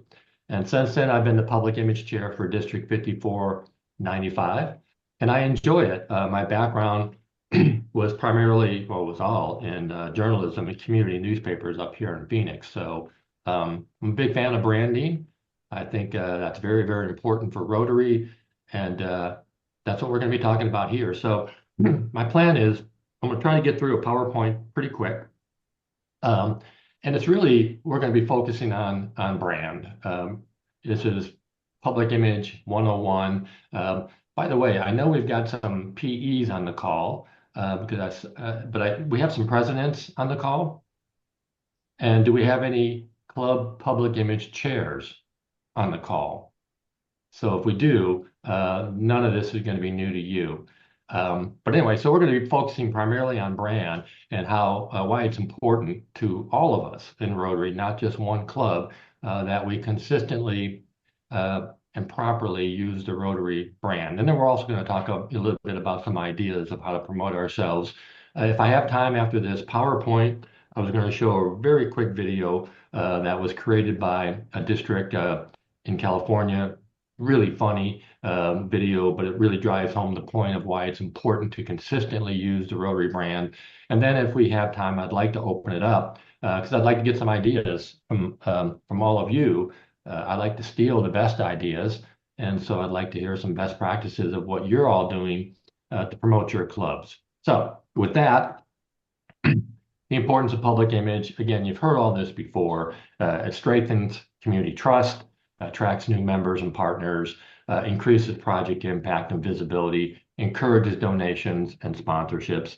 The more we get the word out there about who we are and what we do, the better it is for Rotary. And I heard part of your last talk. Not only is it better for Rotary, but it's better for the world because the more work we're able to do with more members, the more we're able to change our world. The key branding elements, Rotary logo and colors. I'm going to be talking a lot about that today. People of Action campaign, consistent messaging and storytelling. Consistency is key. And then visual guidelines and brand compliance. And really what I'm going to do there is just point you to the right direction, the brand center, where you can get a lot of that information and assistance. So I like to use this. I saw this, and I know the governor training, Bruce has seen this, and Sue, they show this a lot to us when we go through governor training. And basically, this wheel is so, to me, it's vital. This is what Rotary is all about, and this is how we grow Rotary. So we bring in new members, right? We're always trying to get new members, and the more members we bring in, the more they're apt to contribute to the Rotary Foundation. The foundation is what allows us to do all the good work in the world, right? We do great, as you just heard, global grants. So we use that money to do great things in our community and throughout the world. It's imperative at that point that we promote all that good work. I like to say that Rotary does a lot of great work, but we often tell those stories to ourselves, and we don't generally tell them to the outside world, to non-Rotarians. So it's important that we use the brand to talk about all the great work we're doing in the world, because when we do that, what happens is it brings awareness to Rotary and it drives more members. So it's a wheel, and you can't have one without the other. So when it comes to branding, consistency is king, and this is what I'm going to be talking a lot about, is that we do things very consistently. What do we want people to think of when they spot the Rotary logo? When they're driving into your town, and if you're still one of those towns that are lucky enough to have the Rotary wheel on that sign, what do we want people to think of when they see that sign? Well, obviously, we're an organization that looks to improve that community. We're working very hard to help others in the community. We support positive change in the world, and we're also a great place to meet new friends and take part in great service projects. We are people of action, and that's the kind of stuff we want people to think of when they see that Rotary wheel. What does our logo represent? Well, we have 1.4 million members worldwide.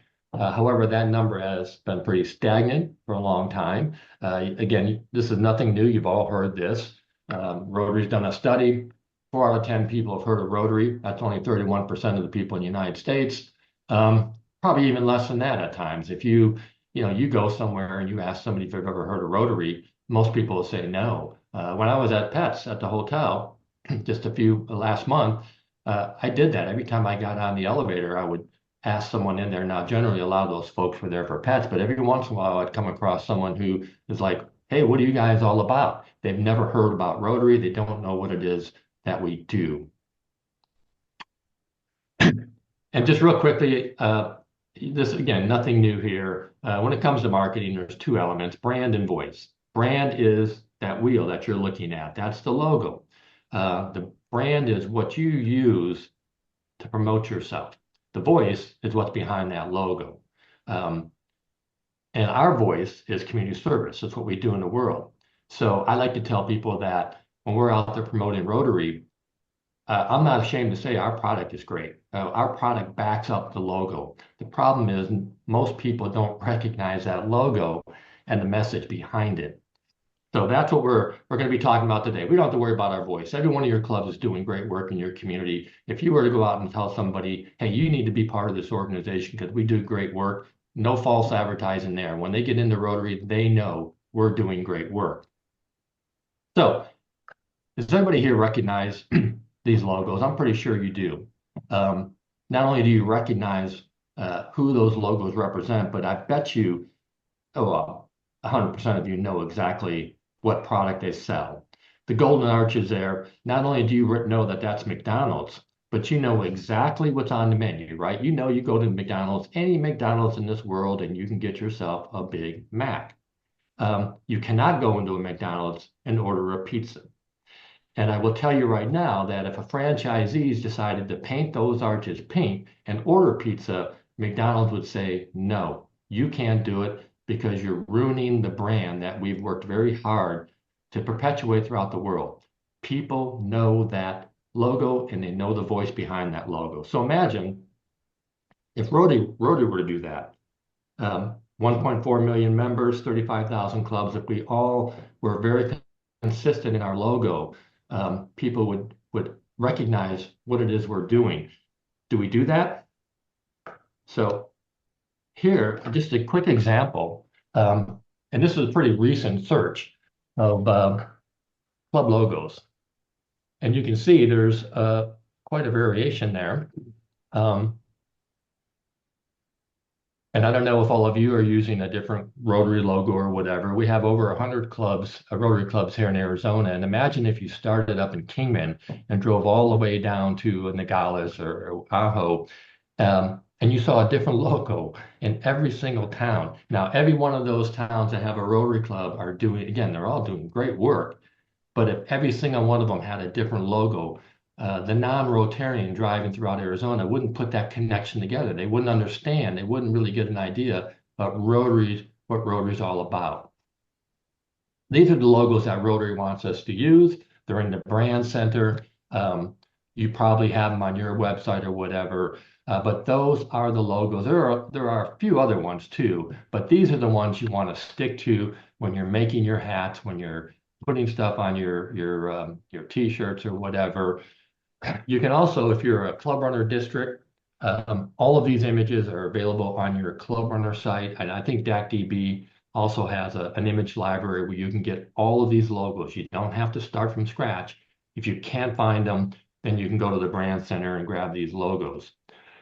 So just real quickly, I think all of you, we're not going to go too deep into this because it could take another whole couple of hours. But effective PR methods, all of you probably, maybe most of you have small community newspapers still in your town. We send out press releases. We ask for coverage. We do community outreach programs. We have partnerships with local businesses. We do a lot of online marketing. Again, I'm not going to go into all of that. That's for another session. But when you do any of these areas, that's where I highly encourage you to make sure that the logo you're using to promote your club and Rotary is consistent with what I just showed you and what you can find in the brand center. Now, I'm not going to, again, I think in Arizona, I think we're all pretty good. I've looked at a lot of websites in both of our districts, and most of us are really pretty good at sticking to the brand that Rotary wants us to use. And again, it's not so much for us internally. Any one of us that slide I just showed you, all of us know they're Rotary. We're in Rotary. We recognize any variation of those Rotary logos. But the reason for the consistent branding with the Rotary brand is we're trying to reach those other people, those non-Rotarians out there who don't know anything about Rotary. They may have heard what we do, but we want them to see the same logo so they can make that connection that we're all about changing the world. Now, I say this because there are a lot of clubs, again, that slide I just showed you, that do like to be a little creative with their logo. A lot of Sunrise Rotary clubs like to put the sun in their logo. A lot of clubs in Arizona like to have a little mountain in their logo. I ask you to resist that urge if you can. And the example I like to use is when I was governor, District 5495 had, we just started a week of service, which we're going to be doing in April. And I believe your district, Sue, I think you guys are partnering with us as well. And what we do is during week of service in April is we just encourage our clubs to plan a community service project that week in our district so that we have 64 clubs all doing a project, number one. Number two, we ask them to invite the public. Now, our district for the first 2 or 3 years advertised that. We promoted that. We ran ads in newspapers. And I think the first or second year, we actually did billboards to promote Rotary Week of Service. So I just happened to be going to a club visit the very first year we did it. And it was a very small club in our district. I think they were down to their last 6 or 7 members. They were all men and they're all over the age of 85. And that club no longer exists, by the way. But so, we were chatting and one of the members said, what are you doing, the district? What are you doing to promote Rotary, promote our club? And it was a perfect opportunity for me because this club, I had checked their website before I went there, and they call themselves Rhinos, Rotary in name only. They weren't really connected with the district. They wouldn't do a lot of stuff, wouldn't send their folks to pets or do anything. And in their logo, they had a logo, it was on their t-shirts and on their website, their logo was a rhinoceros with Rotary spelled in some crazy font inside the rhinoceros. At the end of the rhinoceros, the tail was the Rotary wheel. So it was a great opportunity for me to talk about Week of Service, which their club did not participate in. And I told them, I said, we ran billboards that a couple of weeks before that along I-17 and along I-10. And we promoted Rotary Week of Service, and not a single one of those billboards had a rhinoceros in it. So there's nothing I could do for that club. If we're going to be promoting Rotary and we all use a similar logo, then we all benefit by what we're doing. If you're going to be the outlier and use a different logo, I can't help you. None of us can help you. In your district, you have one of the greatest programs. The Ride to End Polio is just phenomenal. And I actually did it my district governor year. I'm still recovering from it. It was not an easy thing for me to do, but it was a wonderful event. And it's known worldwide, right? I mean, everybody, certainly if you're in Rotary, you know it. And I suspect a lot of non-Rotarians know what that's all about as well. And why? It's because they consistently use the brand on everything they do, the shirts that I bought and everything. Imagine if they were to come up with their own little logo and throw that out there. All of a sudden, all those great Rotary clubs in India, in Europe, in America, we benefit by that. I've had people walk up to me in Peoria North and say, oh yeah, you guys do the Ride to End Polio. Well, I tell them it's the Tucson group down there, but I don't really say it too loud. I'm like, yeah, that's a Rotary project and we're happy to be part of it. So again, the consistent branding is very, very important.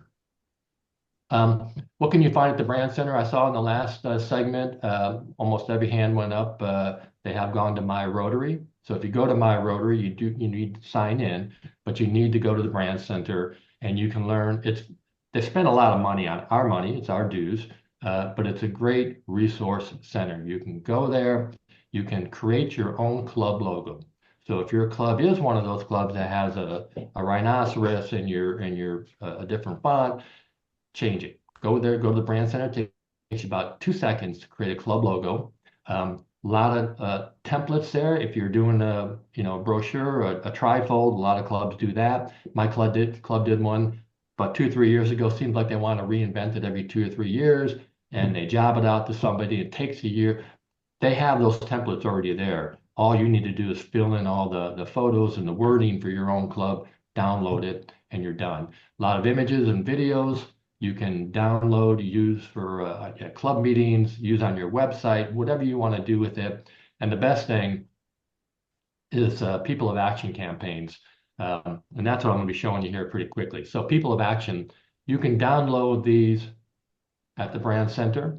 That's what Rotary prefers. We all know our slogan, service above self, but that's kind of an internal slogan. Once we join Rotary, we all know service above self. But what they found is if you throw that message outside, it doesn't resonate with a lot of people. But when you talk about people of action, which is who we are and what we're trying to do, that tends to grab a bit more attention. So externally, we like to bill ourselves as people of action. You can go to the brand center, you can download videos, you can download these photos. We've made them into poster boards, the styrofoam poster boards that we use at all kind of events.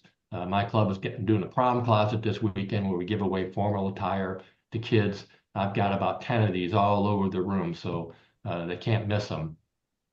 These are generic ones you can get at the brand center, but a better approach is to use your own photos. And again, this takes about 2 minutes, 3 minutes if you're like me, a little technically challenged. Very, very easy for you to just upload your own photo, put it under the headline you want. There are about 8 or 9 different, they go beyond the 7 areas of focus. You can put whatever you want. You can add wording to this, like under Save Lives, you can put some words in there. You can describe the project. The one on the left here is when we went down with your district to Caborca to do the polio vaccinations. We stopped at a medical clinic there. And then the one on the right is from our RILA, where we do a Feed My Starving Children event. But personalize your club photos. I would tell you, if you can do that, and again, it takes a second. It's not very hard at all. You download them right to your computer as JPEGs. You can put them on your Facebook pages, your club website. But when your club members see their own faces in these photos, it really does take on a whole new level of excitement. So these are ones that we've used in our district. I had to put my own down there in the bottom left. But you can, again, there are 7 or 8, 9 different headlines you can use, categories. Highly encourage you to do that and put them on your website, show your clubs how to do it. Again, real quickly, I won't go into this too much, but storytelling is very, very powerful. So when you're out there sending out stories to the local newspaper, I don't know if any of your clubs or in your district, Bruce as a district governor, I did this when I was governor. So I actually offered myself up to non-Rotarian clubs, Chamber of Commerce, whatever, and I spoke to them.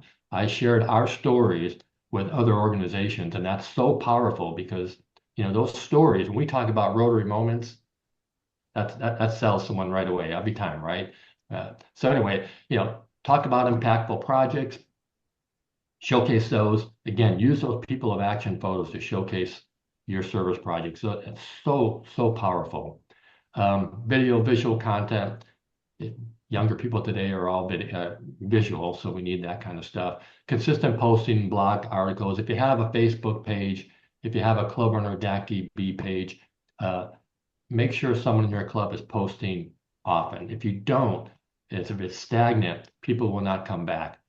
Social media is something that needs to be updated constantly if you want to build an audience.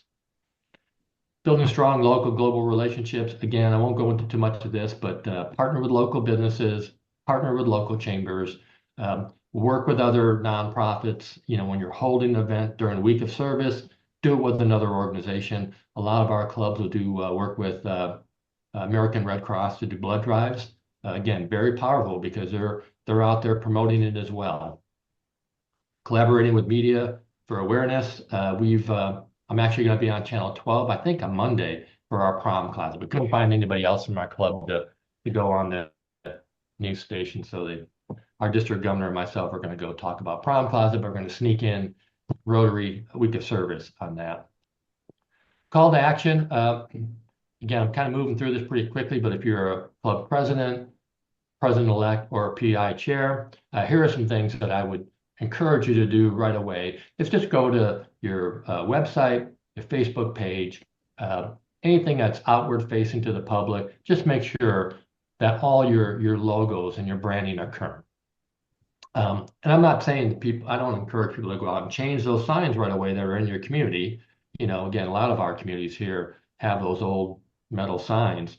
Don't change them because you can spend your money on better things. But when they do get rusted or full of bullet holes and you need to change them, you know, make sure you have the newest logo. Don't change your shirts, you know, when those get worn out. When you do update your shirts or your hats or whatever, just make sure that you're using the proper branding. If you don't have a public image chair, I would highly encourage you to appoint one and have that person talk about public image, you know, in front of the club. Promote your club as people of action. Again, our slogan is service above self, and we all love that. But Rotary has found that people of action is a bit more active versus passive, you know, if you know what I'm saying. And when you're out there talking to people who are non-Rotarians, that grabs their attention a bit more, that we are actually doing things. We're doing things on a daily basis to help change our communities and change our world. Engage your community. It's an obvious thing, but so many times we'll do a service project in the community and we don't invite the community. Just make sure that we are open to the public. Whenever we're doing it, whether it's a blood drive, we're, you know, fixing the local community center, we're picking up trash, just make sure you use that opportunity to invite non-Rotarians to come and help you out.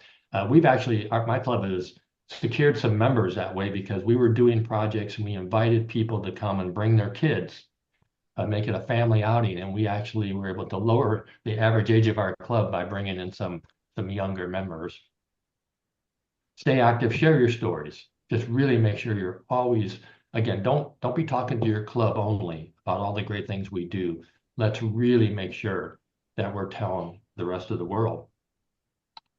And again, here's a Rotary Brand Center. If you go to My Rotary, you'll see the Brand Center. They promote it heavily. Learning Center, if you are a president-elect or public image chair, highly recommend that you go there. I put in like five classes here. I think there are only about 8 or 9 of them. If you have the time, I would jump into the 15-minute courses. There are a couple that are a little bit longer, but some of the quick and easy ones will help you out and get you through everything. And that's who I am.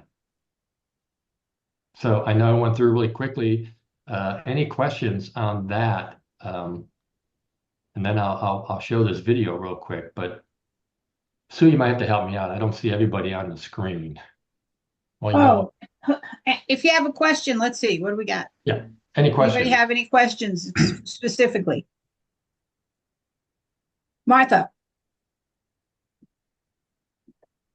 Just a comment.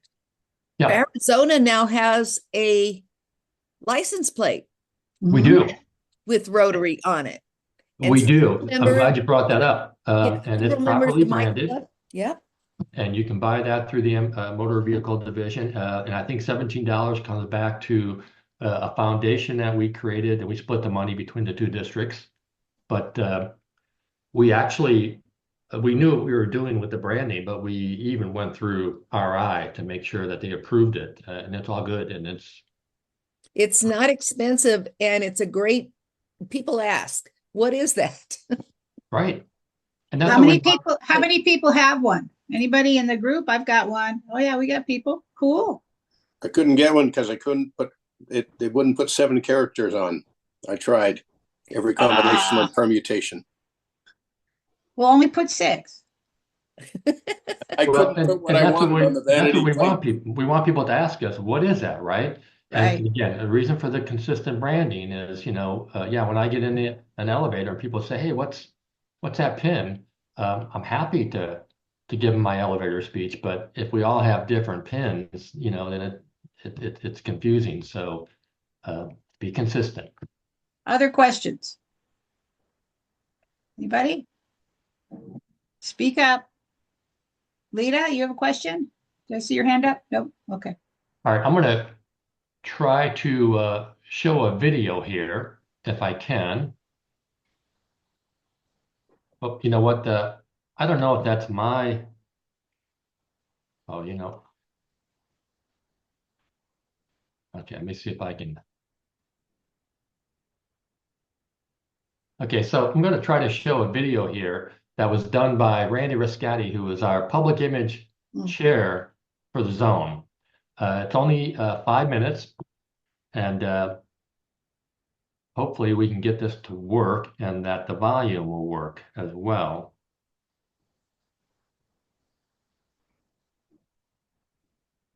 Can you hear that?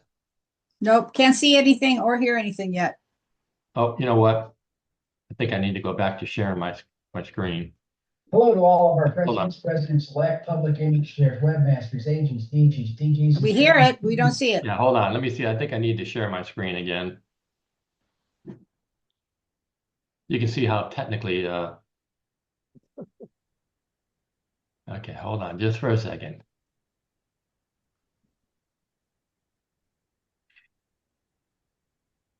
Well, we're all getting better at this, just slowly.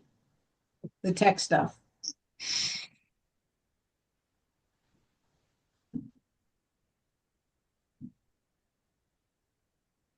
All right. There you go. You see that? I think so. Yep. Okay. Can you hear it? Not yet.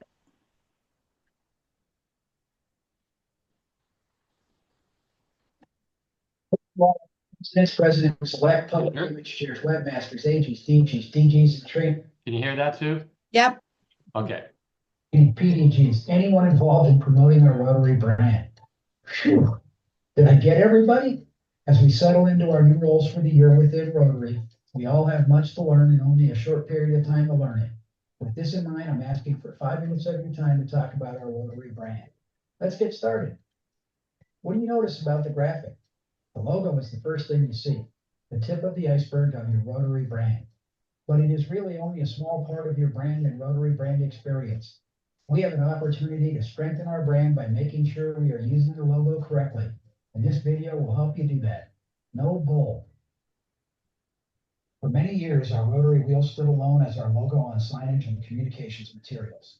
Although the words Rotary and International were embedded in the wheel, they were hard to read from a distance. As a result, the general public did not always recognize Rotary's involvement in a project or activity. That's why we decided to expand our official club logo to include the word Rotary next to the wheel. In the upper left on the screen is Rotary's master brand signature. Down to the right is what is known as the Rotary Club signature. The Rotary Club signature consists of the master brand signature plus the club name and should be used instead of the master brand signature on all club level communications. Please note the emphasis on all club level communications. This carries over to any custom shirts your clubs may want to produce as well. We wouldn't want any bull shirts. The old two-color Rotary wheel has been replaced with the new single-color, more contemporary wheel. This is the wheel you should use. Here's one of the don'ts. Stretching the logo is never acceptable. The Rotary Master Brand colors are a very specific blue and gold. In this slide, we have a couple of examples of someone's good intentions gone bad. Changing the colors to match a holiday theme or a Rotary fundraiser program are not acceptable. Changing the font on the word Rotary or the club identifier is a no-go. The font is an integral part of our brand identity. Let's talk about the Mark of Excellence, aka the wheel. Always use it big. Our Mark of Excellence is a symbol of our leadership. It should appear large on high-impact communications to make a bold statement and promote a sense of urgency. Keep it near the master brand signature at all times. On a special note, the Mark of Excellence should always appear with one of our signatures and never alone. But, like everything in life, there is an exception to the rule. It's preferred to use the wheel by itself for the profile picture for your club's Facebook page. Really, that's no bull. Applying special effects such as embossing or drop shadows to the master brand signature are definite no-nos. Rotary has been working hard to show the world a consistent brand image. Applying these types of effects only helps to dilute the message we are trying to send to our communities. Spinning rotary wheels are a big nope. Another nope in this image is incorporating the wheel into the design. The wheel should always be a separate graphic element and not part of the design. When working on a joint project with another organization, the Rotary Master Brand signature should always be displayed on the left with a gray vertical line to separate our brand from the partner's logo. This is what is known as a Rotary Partner Lockup.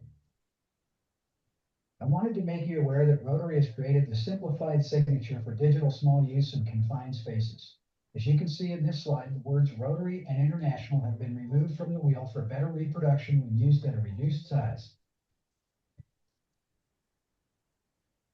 I'm going to make this easy for you. If you have any doubts, use this style of logo. How's that for cutting through the bull? Want to learn more about the proper use of our logo and branding materials? Please visit the Rotary Brand Center for more info on how to properly display the Rotary Master Brand signature. While you're visiting the Rotary Brand Center, look for this guide. You can download it. All right, so that's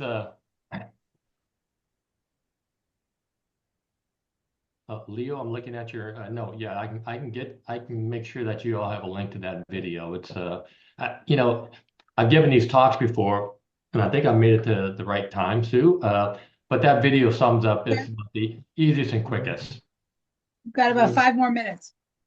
Yeah, so questions, or I'd like to hear some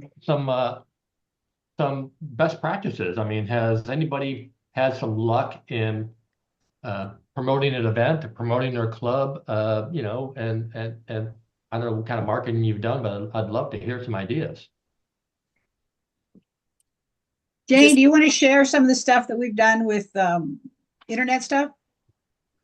Yeah, here in Tucson, we have taken advantage of a lot of online calendars for events. Tucson.com offers a service that will publish to well over 30 online calendars. You just have to put your event in once, and the charge is, you know, nominal. It's like $59 if you want it to go to 30 different calendars. We've also been promoting that our clubs put up a Google business profile so that they can be found on search. And we've also been doing through a zone grant, Google ad placements. And, you know, we're not seeing a lot of leads coming through that, but I think it is increasing visibility and accessibility to us and our clubs. I know our club just, you know, has been getting a lot of new members. I don't know, Leo, how many new members have we inducted in just the last couple of months? Only one from Google. Well, but none from Google, but the we've gotten visibility of it, yeah. 7. Yeah, seven. so 7 new members. You can't quantify the visibility aspect and the awareness aspect that's happening, even though you don't see, you know, maybe all 7 coming through Google or your Facebook account. The minute you turn that online visibility on, then you'll see more. And 7 new members for us is a record, I think, in a short amount of time. That's phenomenal. You're doing something well. Yeah. Cool. Other people that are doing stuff that's pretty interesting. I know, let's see, where is Melissa? Yuma has grown incredibly in the last couple of years. What PR, what are you guys doing? I'm coming. You know, it's really funny because we actually just got done talking about how we need a lot of improvement in that area. So perception is key. But one of the things that we do, we leverage Facebook pretty heavily. We do we'll do the paid campaigns, particularly for Sausage Fry in December. We'll use we use that a lot. We have a website, and I do have to kind of go with full disclosure. We have a website, a landing page that sits on top of Club Runner that used to be beautifully curated. It is not currently beautifully curated. So we're falling very much into the trap of not being updated.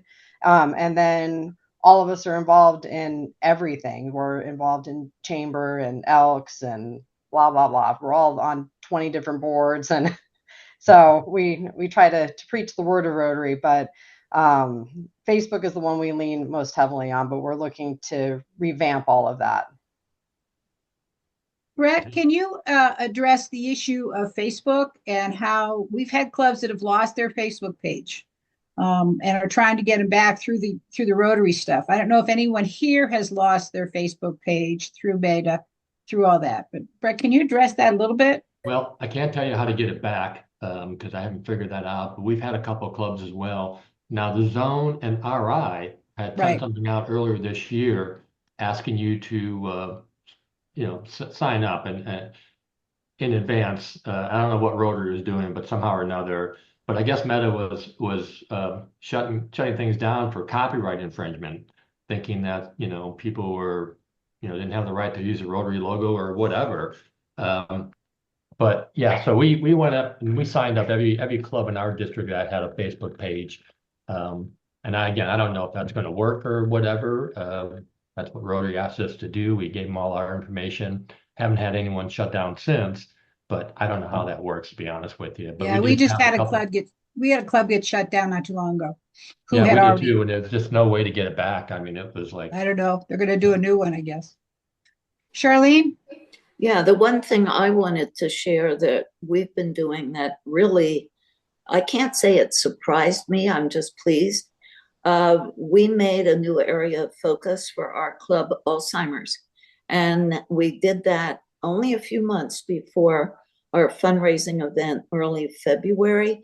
And we've already taken in 2 new members because they like that area of focus. What's the area of focus? Alzheimer's. Oh, that's right. Okay. Yeah. Yeah, Alzheimer's. And so we're just learning some new things that we can do to help besides being a check writer, because our club does, and our members do write a lot of checks to the foundation, but we're not a check writing club. We're a hands-on club. Yep. And talking to one of our newest members who lives near a mental health ward. He's not that, but he has lost his wife recently, who had Alzheimer's. And he said that reading to Alzheimer's patients is very, very important because it's something that they can engage in and not feel like they're being ostracized, if that's maybe not the right word. So that's something I want to bring up at our club. I just learned that doing his orientation recently. And there is an Alzheimer's rag I just learned about and sent that information on to Joe. So know that. Good. And I figured I would take a look in Calvary also. Yeah, there's a Rotary Action Group. Great. Who else? Anybody else? We still have what? A minute Sue, left. I have the newspaper. See it? Yeah.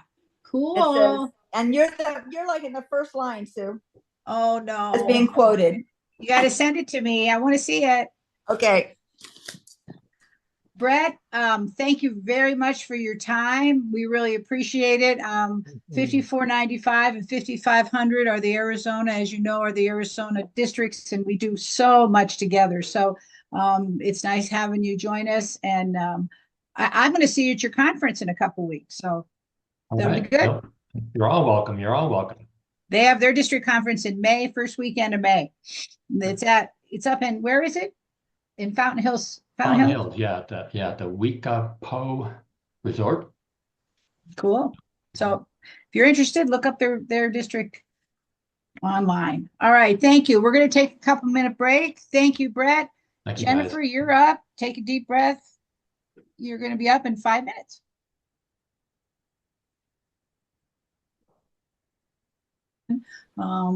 Thank you for joining us. I hope you got fresh coffee or some more juice. Off you go, Jen. Okay, very cool.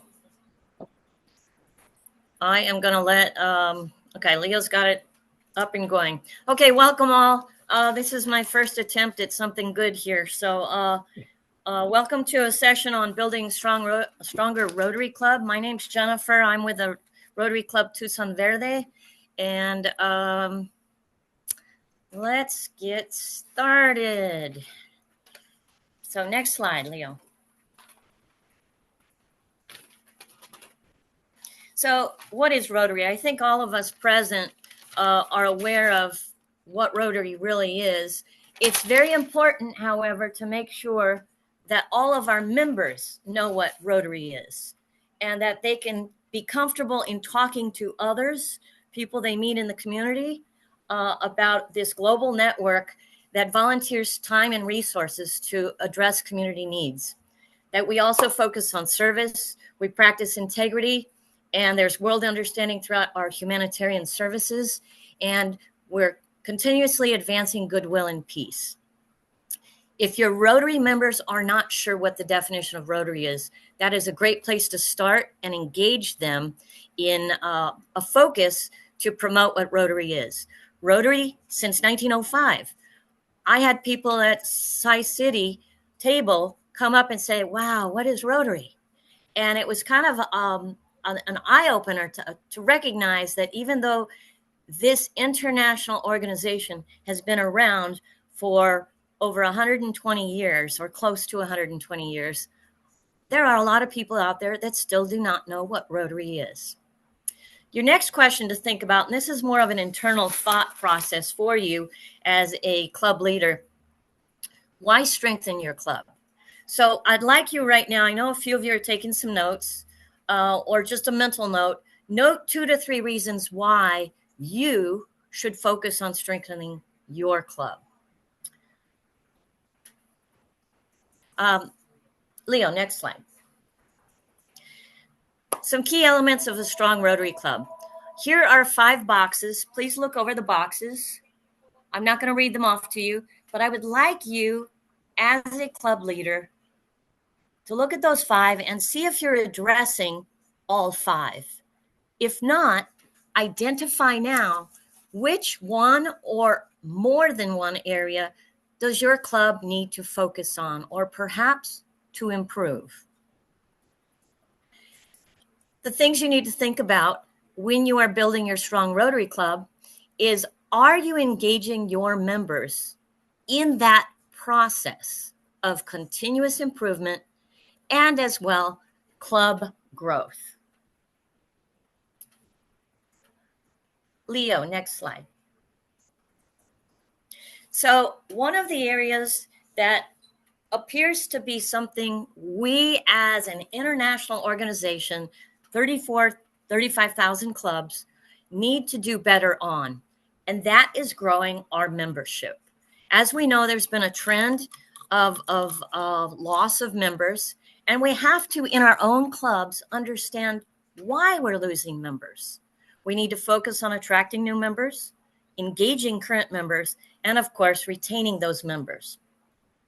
Let me share a little bit about attracting new members. To do that, make sure you're focusing on community engagement, perhaps hosting open houses and events, showcase your successful projects, and personal outreach, while also ensuring, probably the most important thing, welcoming and inclusive environment. In engaging your members in your Rotary Club effectively, focus on creating that welcome and inclusive environment. Offer diverse opportunities for service and fellowship, and recognize and celebrate members' contributions. Perhaps this is an area that's overlooked sometimes, but it's always about celebrating those successes. Leo, next slide. There we go. When we're focusing on making a strong club, we really need to focus on leadership development. And as you know, D5500 and other Rotary districts do this all the time. We need to make sure we expand that circle of influence that we include more members in developing leadership skills. And how do we do that? When we get new members, encourage them to take leadership roles. To retain members, find out what their interests and strengths are and engage them in activities that they feel are of interest to them. Always remember to have a succession plan. In doing that, here are a few questions to think about. And if you want to jot them down, you can. And we can do a little interactive session, open mic here in a little bit. So something to think about. What characteristics do your last 5 years of club presidents share? And are you continuing to challenge and change what your club does? And how can we provide leadership opportunities to people who haven't yet held that kind of role? So thinking about those questions, do I have one or two people in the audience who would like to chime in on that?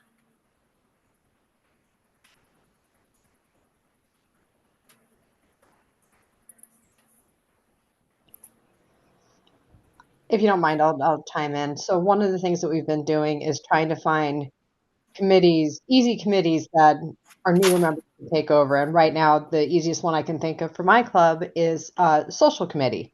So we do the 5th Tuesday get together, and I have 2 of my newer members. Like, I'm helping them, but mostly letting them take ownership of it. And it's just, a nice, easy way to get them involved. And, mentorship is another big part of it, because those of us who've been in forever, we can't be in charge of the whole thing forever. We want to be, but we got to bring the other members in. And so that's one of the ways that our club has been trying to engage newer members and encourage them down the path of leadership. Thank you, Melissa, for sharing that. Thanks for mentioning mentoring. Mentoring is a process not just for the newest members, but those members you feel might be on the cusp of not being retained into the club. So encouraging is important, giving them opportunities to step forth. Thank you for that. Anyone else in the audience want to chime in on opportunities for those who haven't yet held leadership roles? One thing, this is Charlene Dove Mountain. One thing I'm very pleased with in working with getting my board and my officers for the coming year is I've put several fairly new members, I'm going to say 1.5 years, 2 years, or other members that have been members for a while but not really been in charge of something, putting them into a position. And what has been really delightful for me is, and I did speak with each one of them individually, face to face, was, we often chuckle and say arm twisting. No, there was no arm twisting. I just have paid attention to their interests over the last year or two and went and spoke to them, and they liked what I was asking them to do, and they are very pleased about taking it over. So that was very encouraging to me for next year. Thank you, Charlene, for sharing. I think Bruce wants to speak up here. Yeah, I think it's fair to say that nobody joins the Rotary Club wanting to be the club secretary or the development chair or the committee chair. They join Rotary because they want to do service and they want fellowship. So I think really before someone's going to want to do those kinds of jobs, that they're really going to have to see that the club is delivering what they originally came for. You could have someone who's a real good self-starter who says, I'm going to go ahead and make my own destiny here. But a lot of new members especially are kind of looking around, what's this Rotary all about? I joined for service and friendship. Am I getting that? And then you can approach them for a leadership role. But if they're not bought into the club or into Rotary, I wouldn't expect that to be successful. Thank you, Bruce. Bruce brings up a really important point. Sometimes you have to go slow to find those leaders, and sometimes they'll just step into the role on their own, but you have to get them passionate about what your club is doing. So it's sharing the energy, and planting that passion. And once you get those passionate club members who have those Rotary experiences and become true Rotarians, they're going to be ready to step into other roles. So thank you all for sharing on that. A few other questions to think about. How can we support our members who want to use their skills and talents in your club? And what barriers or opportunities for inclusion are present in your club? So anyone's free to chime in on that. Again, how can we support members who want to use their skills and talents? And what are some barriers or opportunities for inclusion present in your club?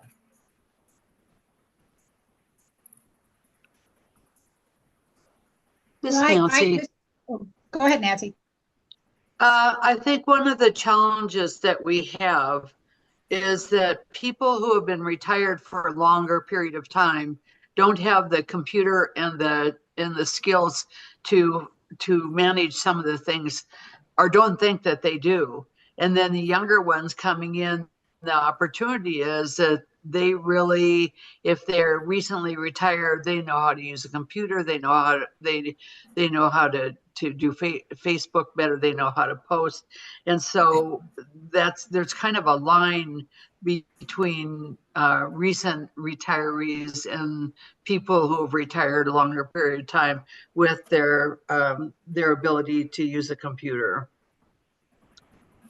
Thank you, Nancy. A great point you brought up. It's an opportunity for those who feel fluid in using technology to work with fellow members.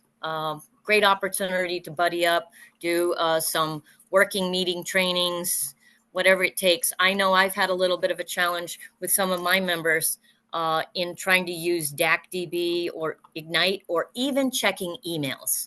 So we have challenges, but what we need to do is look at those challenges as something that we can get beyond and try to work with everyone in such a way that everybody's happy that they're communicating well. That brings us to that piece about communications, which will be soon. Any other comments on skills, talents in the club, barriers and opportunities for inclusion? Yeah, Bruce. Sometimes the job that you want them to go into are kind of ill-defined, or they have to make it themselves, and that's kind of scary. If you say someone, I want you to originate or manage or develop or those kind of words, they can be kind of scary words. Somebody would be more likely to step into a role if it is kind of well-defined and they kind of know what they're doing from the outset. Yeah, a kind of an amorphous job description is kind of scary. Bruce brings up a great point. And when it comes to perhaps assigning or permitting people to step up to the plate, oftentimes having co-chairs or co-coordinators is probably the way to go. Someone who's got the experience, who can guide, again, doing a little bit of mentoring in that activity. And because after we feel success, then we feel driven to try it again. It's the successes that help us move forward. And it's the failures we learn from, but we can still build positively. Okay, Leo, next slide. Oops, other way.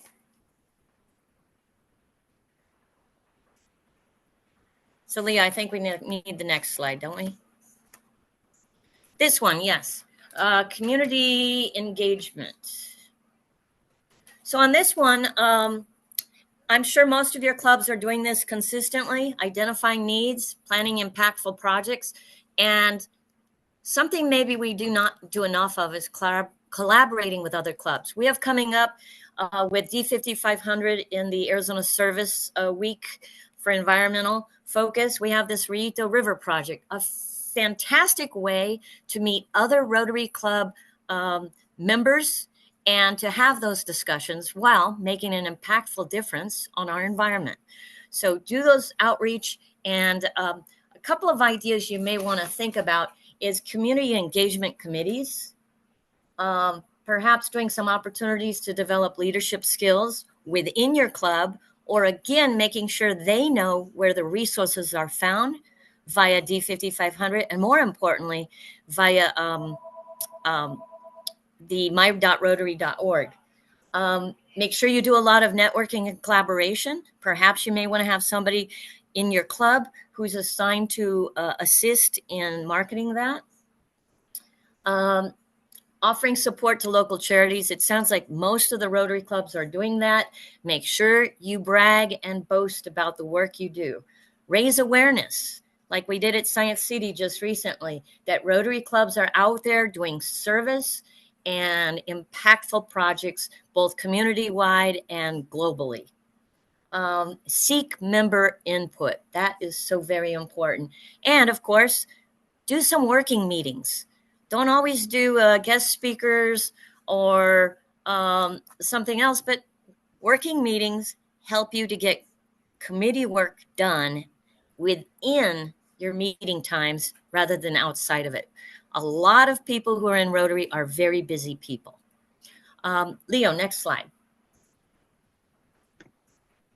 Jen, can I add something? Yes, please.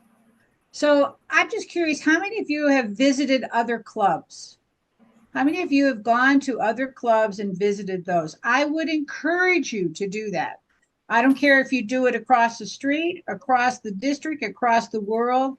Visiting other clubs really enhances your ability to understand Rotary, to really get a grasp on the breadth of it, and to see how much we're all the same and how unique we are in the same voice. So just a question. It's a great learning opportunity. And I thank you, Sue, for mentioning that. That was an oversight of mine. But yes, visiting clubs. When I traveled to Kauai, I visited an amazing club on the North Shore up there, and learned about over in Princeville, and learned about their wonderful projects in Palm Desert and Palm Springs.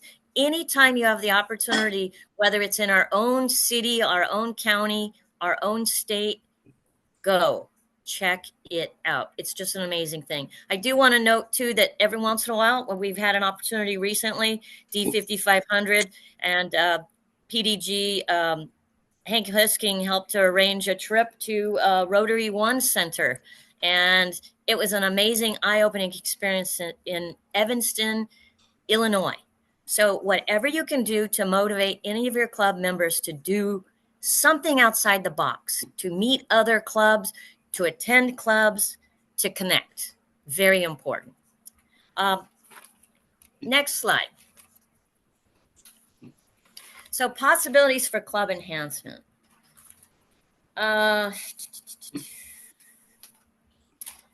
Most importantly, well, take a look at this list. I won't read it to you. I think most of you will say these are areas that if you're presently not using, perhaps you want to implement within your club. The variety is key. To enhance your meetings, perhaps virtual meetings, social gatherings, service-oriented meetups, and definitely focus on, within meetings, effective time management, interesting speakers, and of course, a welcoming, inclusive club culture. Really, really important. Leo, next slide. This one was very much covered in our last presentation. I'm thinking everybody's getting the gist of branding and public image are really important. If we're all learning that people say, what's Rotary? And we've been around for so many years, it means this is an area we need to focus on. Of course, another area, and I need to work on it with my club, is creating a club newsletter. I need to speak with other clubs and look at your successes so that Rotary Club Tucson Verde can improve in this area. Another area that we should be concerned about is internal communications. As I mentioned earlier, not all of our members check their emails. So my strategy now is picking up the phone and doing that personal contact. It sure makes members know that they are valued and they are special. Speaking of. Right? They're all valued. So very important. improving internal communication may be an area that, in my estimation from my club, we're working on improving. Let's see. I did want to mention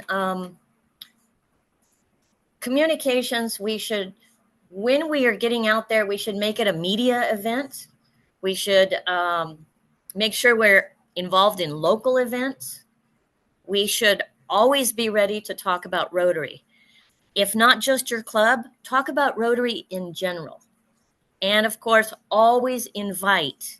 Make sure the door is open to your meetings. Make all guests feel right at home. Encourage members to introduce themselves and talk up the club. What we're doing now is, when we were at City, we created little native seed packets. We put our label on it. We put a QR code. Use those QR codes because it's a quick way for people to take their cell phones and link in to your website. As Jennifer, well, what was City? Okay, Science City was a part of the Festival of Books on the U of A Mall, March 15th and 16th. Don Jorgensen attended it, and he came by and took some photos and interacted with the Rotary Club Tucson Verde.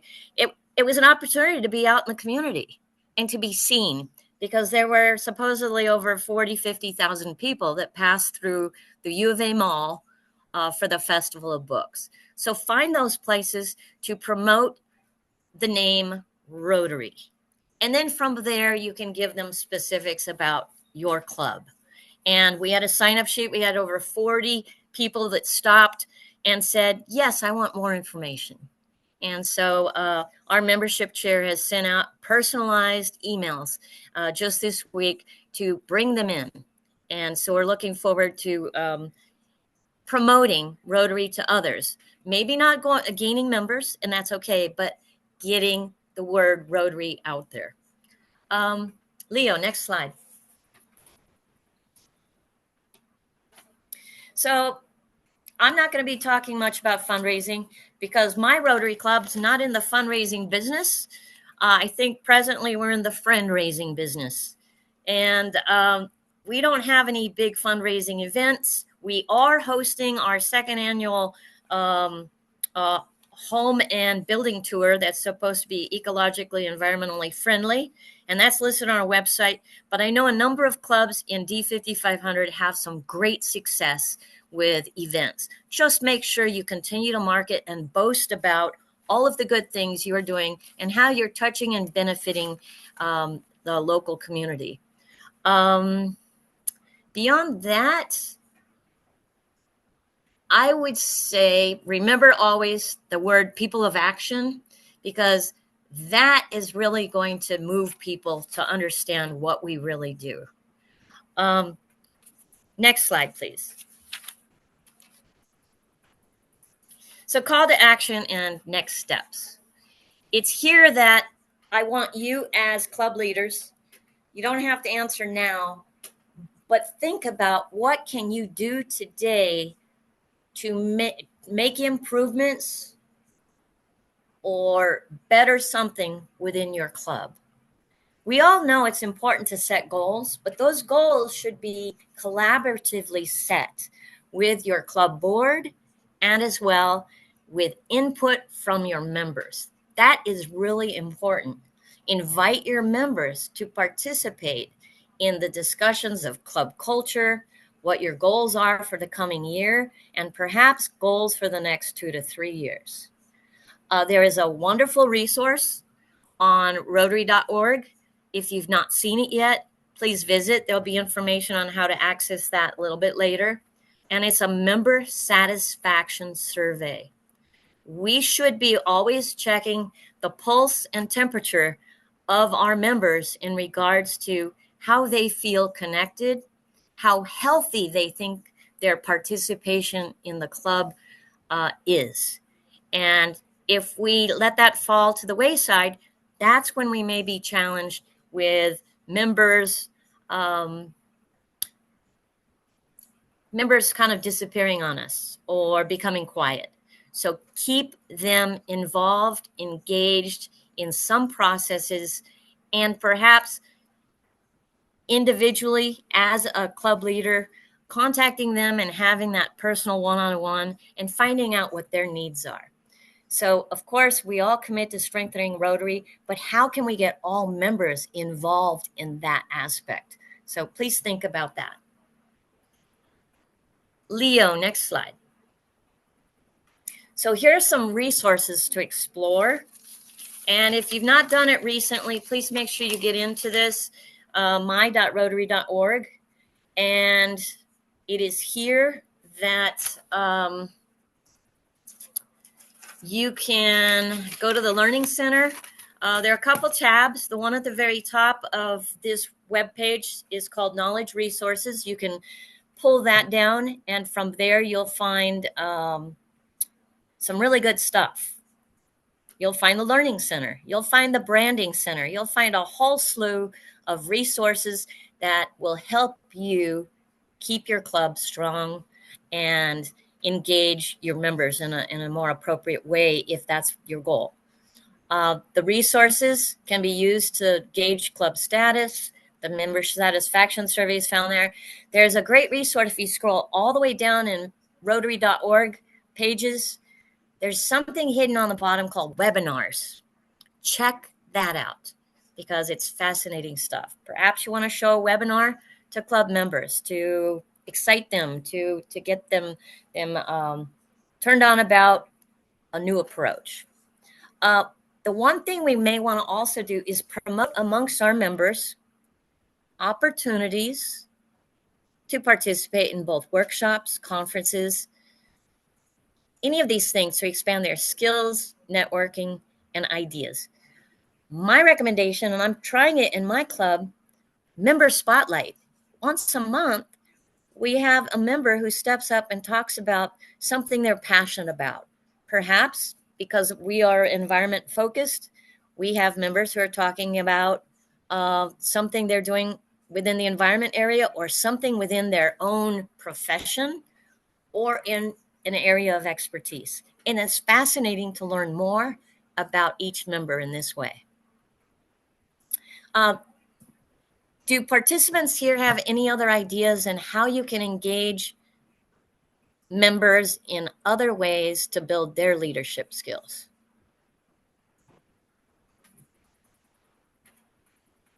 Martha. Yes, we don't have exactly what you're just talking about, but we have Rotary Minute, Rotary Moment. It's we invite the member to come up and say when they got it, when they knew they were a Rotarian, talking about different things that changed their lives in the Rotary Club, and it's been fascinating. And it leads to leadership just because they get up in front of the group and it's not as scary. Thank you, Martha. That's fantastic because I know when Sue visited Rotary Club Tucson Verde, her question to the members was, what was your Rotary moment? And everybody was connected and fascinated to hear what a number of people shared. And then I think it got the wheels turning in their head. How do I feel a greater passion and how do I become a Rotarian? Because there is a difference between a Rotary member and a Rotarian. It's almost as if you experience something unique and it kind of pushes you forward and helps you to say, I want to stay engaged and do more. Thank you, Martha. Good point brought up. Anyone else? Yeah. Sorry. Jane. Yeah. Hi. For me, as a relatively new member, what impressed me about our club was myself and another member, we both joined at the same time. And both of us had new ideas that we brought to our club for engaging the community and our members in terms of examples of what Rotary really means, service above self. And the other member, Tim, who joined the same day I did, he had this great idea where he and his wife had developed this book to teach second graders about the four-way test. And now he and other members from our club are doing that education in a local elementary school. And my idea was, I had already talked about it, have our Rotary members really adopt a school. And now, you know, a couple of us are being tutors in essay writing at a high school. So these were ideas the two of us brought to our club as new members, and they were immediately adopted. And that was important to both of us in terms of really engaging with our club. Thank you, Jane, for sharing. That whole idea of promoting the idea of service above self internally in our club is really important. One of the mottos I like is doing good in the world. And I get a little ribbed from other people because there's one from a number of years ago, but I found it through Rotary, and I liked it. And it was serve to make a difference. And whatever it is, whether it was a motto of a president 6 years ago past, or something we're going to be doing next year, the new theme for next year, Unite for Good. There's a power in these. And so take them and use them. So thank you, Jane. Any other comments from participants? If I can say something, one of the key moments for me was my very first year as a Rotarian. Our club sponsored members to go to new members to go to district conference, and went along with one of the other, older, I won't say older, more experienced members. And it was an eye opener for me to met some district people, met people from other clubs, looked at international projects, heard some great speakers. That really geared me up to moving more into the organization, getting more involved. Thank you for sharing, John. So true. That happened to me in my very first year, August 2021. Our club was chartered. In October 2021, the new members, the purely new members to Rotary were sponsored to go to D5500 conference. And it was a big eye opener for me. And I share with Michael Drake and others that it was kind of the Rotarian moment for me, because you're surrounded by people of like-minded, striving to benefit our communities and doing service for others. So if you can create those opportunities for new club members, do so. So what John has mentioned, it can be a true catapult to get those future leaders connected, engaged, and truly having the Rotarian moment. Any other comment? It kind of made me feel special at the time too, like, hey, come on, let's go. You're one of us now, rather than just a bystander. So, thank you. Very true. Very true, John. Rotary Leadership Institute, RLI, get your members, especially new members, into RLI. Get your more senior members into Rotary Leadership Academy, RLA, which is a joint with 5495. There are lots of good programs like that, but we need to get them enrolled. The other thing that a couple clubs have done really well is you can, because of Zoom now, you can invite anybody in the world to come and speak to your club. And yes, the zone has an expert hub. They also have connections. You could get the international president to be on a Zoom with your club. You can get anybody you want, and they respond. Remember, they're there for us, and they truly believe that and live by that. They're there for us. So if you had a certain project you were interested in China or in Japan or in Australia or wherever, and you could find that folk, they'd come and talk to your club via Zoom. And boy, there's a couple clubs here in our district that do that pretty regular, and it has opened up the view of Rotary itself to those clubs that, they do the same. They're us. They're just someplace else, and they're excited and enthusiastic. So it's another opportunity. And I'll say it again, Jennifer, I totally agree with you. If your club can manage to sponsor one of your newest members, our club tries to do it every year. It's in our budget to sponsor a new member or two to go to the district conference. It really solidifies that engagement that John talked about. The other thing that our club did and does now we're a small club, so just, yeah, our incoming presidents take the time in the last quarter of their president-elect year and take each member out for coffee, or while I'm in Sonoyta, or a glass of wine, or something where they get it personal, where you get to know that other person and to find out what their goals are. That has helped us grow in the last couple of years, our small club, and retain our members. So there are lots of strategies that are out there.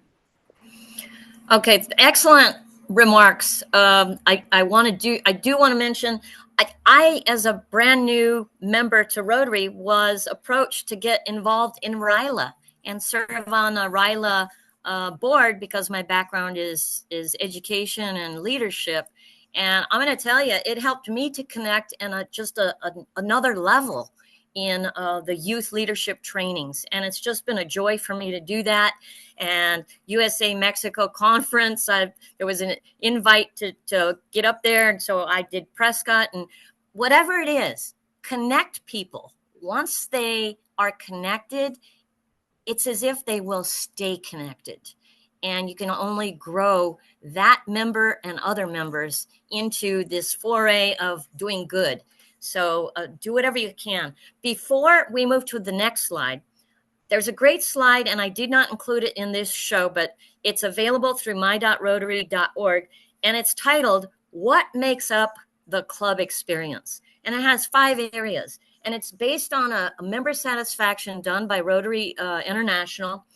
And number 1 is meeting enjoyment. When members have fun and feel they are included and belong, that's what really keeps them. Number 2, confidence in club leadership. They need to feel they have input in the club. Their club leaders are open to ideas, and they trust the leaders to make sound decisions for the club. The third part is personal growth experiences. When members feel their club and Rotary offer ways for them to develop skills and to grow. So yes, have them present, do the member moments, do the membership spotlights, whatever it takes, have them do some public speaking opportunities. Meaningful service is an important one. Members feel that service of their club does make a difference in the world and in their community. And then finally, the connections. When members feel they've formed valuable relationships through Rotary, you've got them hooked and they're going to stay. So Leo, next slide, please. And here we go. Thank you very much for all participating. Couple things: share the magic of Rotary. Most importantly, do it with passion, do it with vigor. And then remember always, people of action, doing good in the world, serving to make a difference. Of course, the new motto coming up next year, Unite for Good. And I have to do this in honor of Ellie Patterson. She loves to have us state this at our meetings, and that's never doubt that a small group of thoughtful, committed citizens can change the world. Indeed, it is the only thing that ever has. And I want to thank everybody for being present on this part. I hope you have walked away with something good. I do have to do a little promotion here.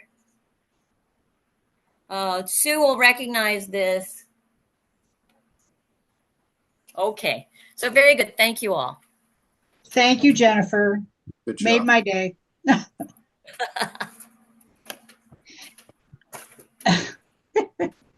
Those keep popping up.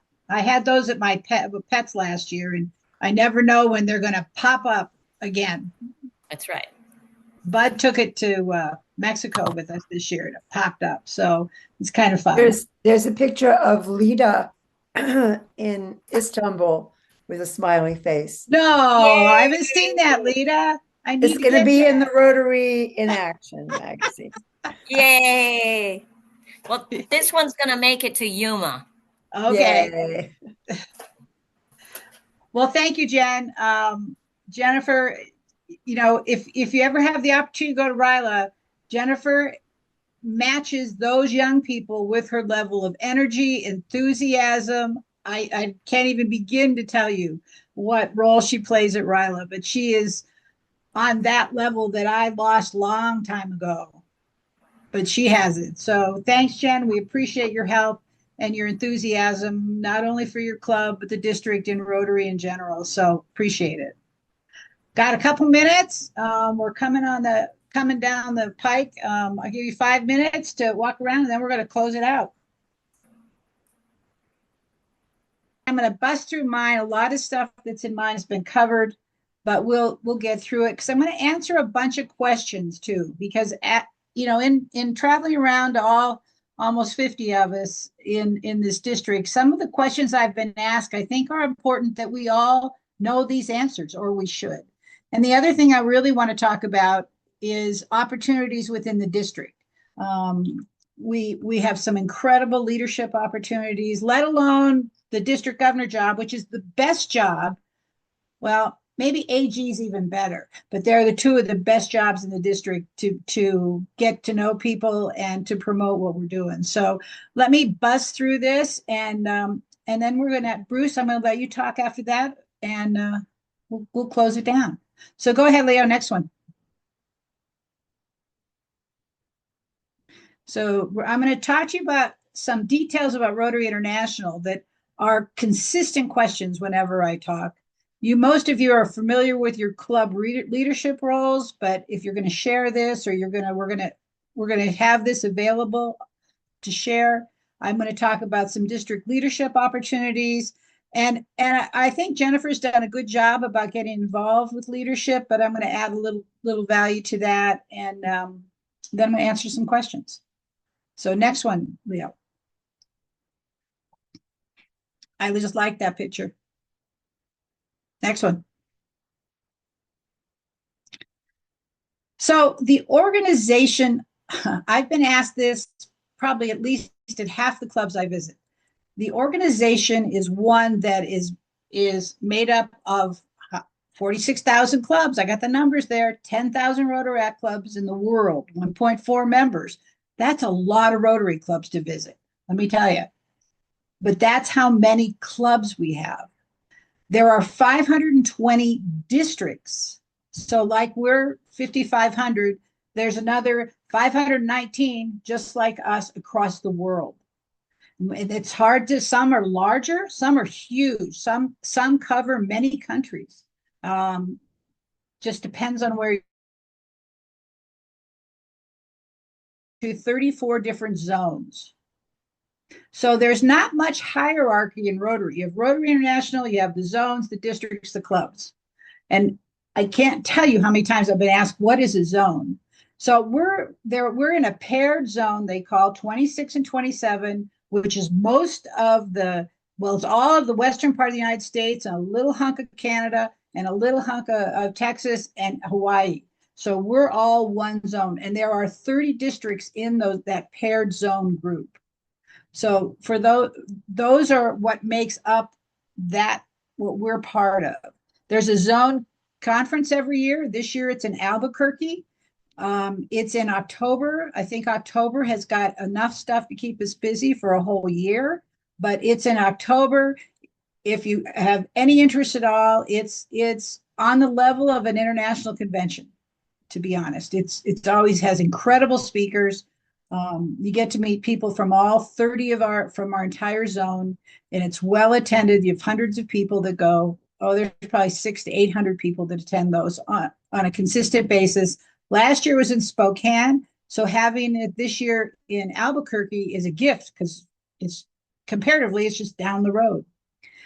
The other thing that comes up, as you all know, every year is the International Convention, and those happen all over the world.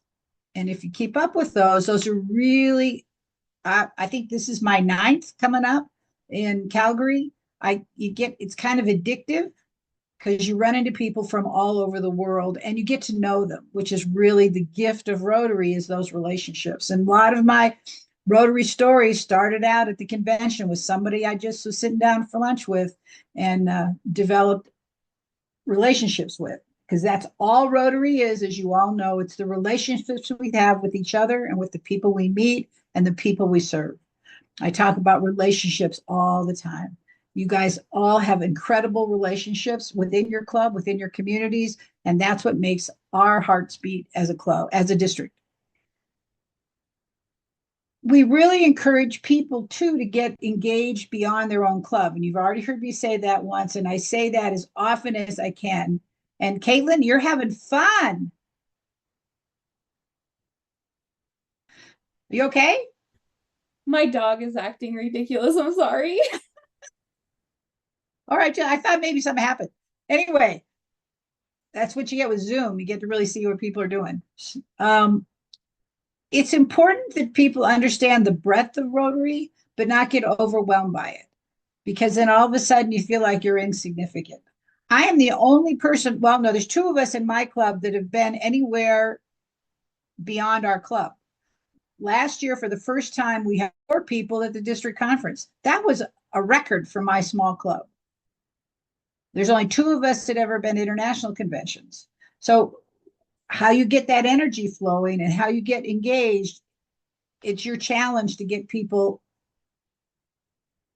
off their little club that looks like this and see beyond their little club. I see many of you here that are from every kind of club in our district, large, small, clubs that have been around a long time. We have many clubs that are 100 years old in our district. And that's because of the history of our area with all the mining. Guess where the club started? In those mining districts all over. In my tour of clubs this year, it's been really interesting to learn about some of the communities that I didn't know a whole lot about. So that's kind of what I've had to talk to a lot of a lot of the clubs. They were interested. Tell me more about what Rotary is and how it operates. Next slide.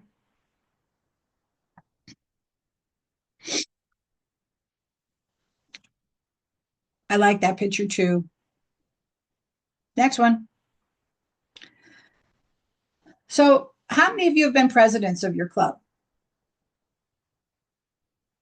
Okay.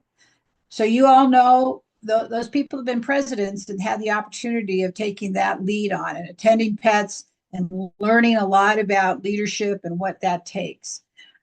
How many of you in your president-elect year went to PETS? How many of you attended the one that's online now? Cool. Those are both opportunities that are invaluable for your presidency, in my opinion. Of course, I think the in-person PETS, because it's a whole weekend, because you really get to talk to other people at length, whether it's sitting across from them at lunch or having a cocktail with them at the bar at night. It's a way of engaging people personally from all across our area. And there are 9 districts that are involved in that. The president-elect's job, of course, is to support the president. I mean, none of us can do any of this on their own. And there are clubs that have a structure that they have a president-elect, a president nominee. They have that whole line, just like the district governor line. And that's the team that runs those clubs. Other clubs don't have their president-elect till the day before PETS. There are those clubs that don't even have that person. To me, that's pretty sad because they don't have the runway to prepare for the presidential thing. So my advice to you is look at your club, look at your leadership, and how can you promote those leadership opportunities in the role of president? Because you need a president to have a club. That's kind of the bottom line. Both of those roles are significant because within those roles, your club will blossom. Your club's leadership will paint a picture that you follow and that you engage with, that you feel a part of. Those that have been able to do that, their clubs have grown. I mean, how many of your clubs have grown this year? Quite a few. I think when Bruce talked about club growth at a meeting not too long ago, I think we only have 9 clubs that haven't grown this year. And that's because of leadership. That's because of people taking it on and doing all the things we've talked about today. Next slide. Next slide. There you go. Now, here are those two positions that we need. Oh, you missed it. Next one, Leo. How many of you have been the treasurer or the secretary of your club? Lynn? Sherry? Caitlin? Okay, these are two pretty important jobs, and you all know within your club how significant those are. And Bruce is going to talk a little bit about training this summer for those positions in a few minutes. But it's important those positions are often the same person for many, many years. I mean, we've had a treasurer for 5 years right now in our club. I don't know about the rest of you, but I know that that's been kind of the norm for a long time. Treasurers don't roll around very often. If you find a good one, you hold on to him or her for dear life. The secretary role over the last 5 years has changed a lot too. A lot more is expected out of that secretary's position than it was when I was a secretary of a club 10 years ago. And whether that was because my club didn't have an expectation or because that I made the job what I thought it should be, I don't have that answer. But I know now that it's a lot more entailed than how we handled it in the past. A lot has changed in Rotary in the last 10 years, to say the least. How many of you have clubs that the president-elect, the treasurer, the secretary, and your key committees meet on a regular basis, committee chairs? That's pretty significant. If you're not doing that, you need to take a look at why that happens or doesn't happen within your club. Again, those are essential for you to move forward, for you to keep it smooth. Essential meetings of those teams, because they also promote leadership. They promote opportunities. They give people ideas and thoughts about what they want to see their role in the future. Next slide. Well, we talked about this, the chairs. I think Melissa's idea was really interesting today, where you take your newest member and put them on I don't want to say simple, but a committee that isn't so entailed with detail. Having a social calendar is a gift for Rotary. We've got the big club, I think, has 240 social events. The Big Tucson Club, I just heard that number, because they now have a social committee, which they never had before. So they have a ton of social activities. When you have committees that are strong, people want to join them. People want to be a part of those in your club, or they see how they work. So use them.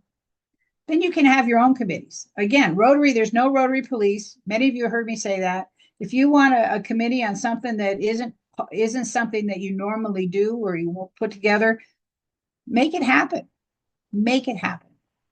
The other thing I always tell people, I've had a bunch of issues that have come up, and I always point people back to their club bylaws. How many of you have read your club bylaws or even know that they have bylaws? If you haven't read them or aren't familiar with your club bylaws, I would encourage you to take a look at those, because there are club bylaws that are 30 years old. They're not current. They don't even reflect what you're doing.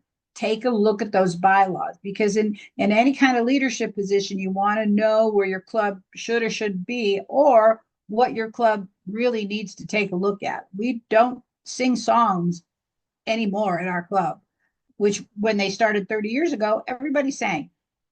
We don't meet every week. Many clubs don't meet every week, but in our bylaws, it says we do. So it's changing your bylaws to bring them current for the future. It's really important for people coming to your club. All right, next one. Next slide.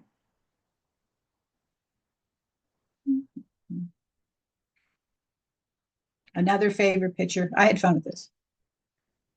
So I'm going to talk about district opportunities. And I'm going to talk about the district governor, which you have myself. You had two past district governors helping us today. You've got our whole district governor line here. Dawn helped us this morning. Emma, Leo, and Bruce are here. Having that position, you work your way up to it. You don't become district governor for after 3 years of training. It's really an interesting way of working your way towards that. My advice to people that think that might be something that's interesting to them is take your RLA, take your RLI, get involved at a level where you get to know the programs. You become an AG. Great training for a district governor. The one thing that I've told people about that made the thing that pushed me over the top to take on this job was knowing that I was going to go to the International Assembly. And I say that all the time to folks. The International Assembly is a meeting every year for district governor elects.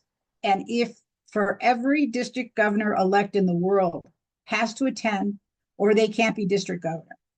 So when you're around 540 of you, it's a pretty powerful experience in Rotary. Happens every year. You have to go. You bring your spouse. They pay your way.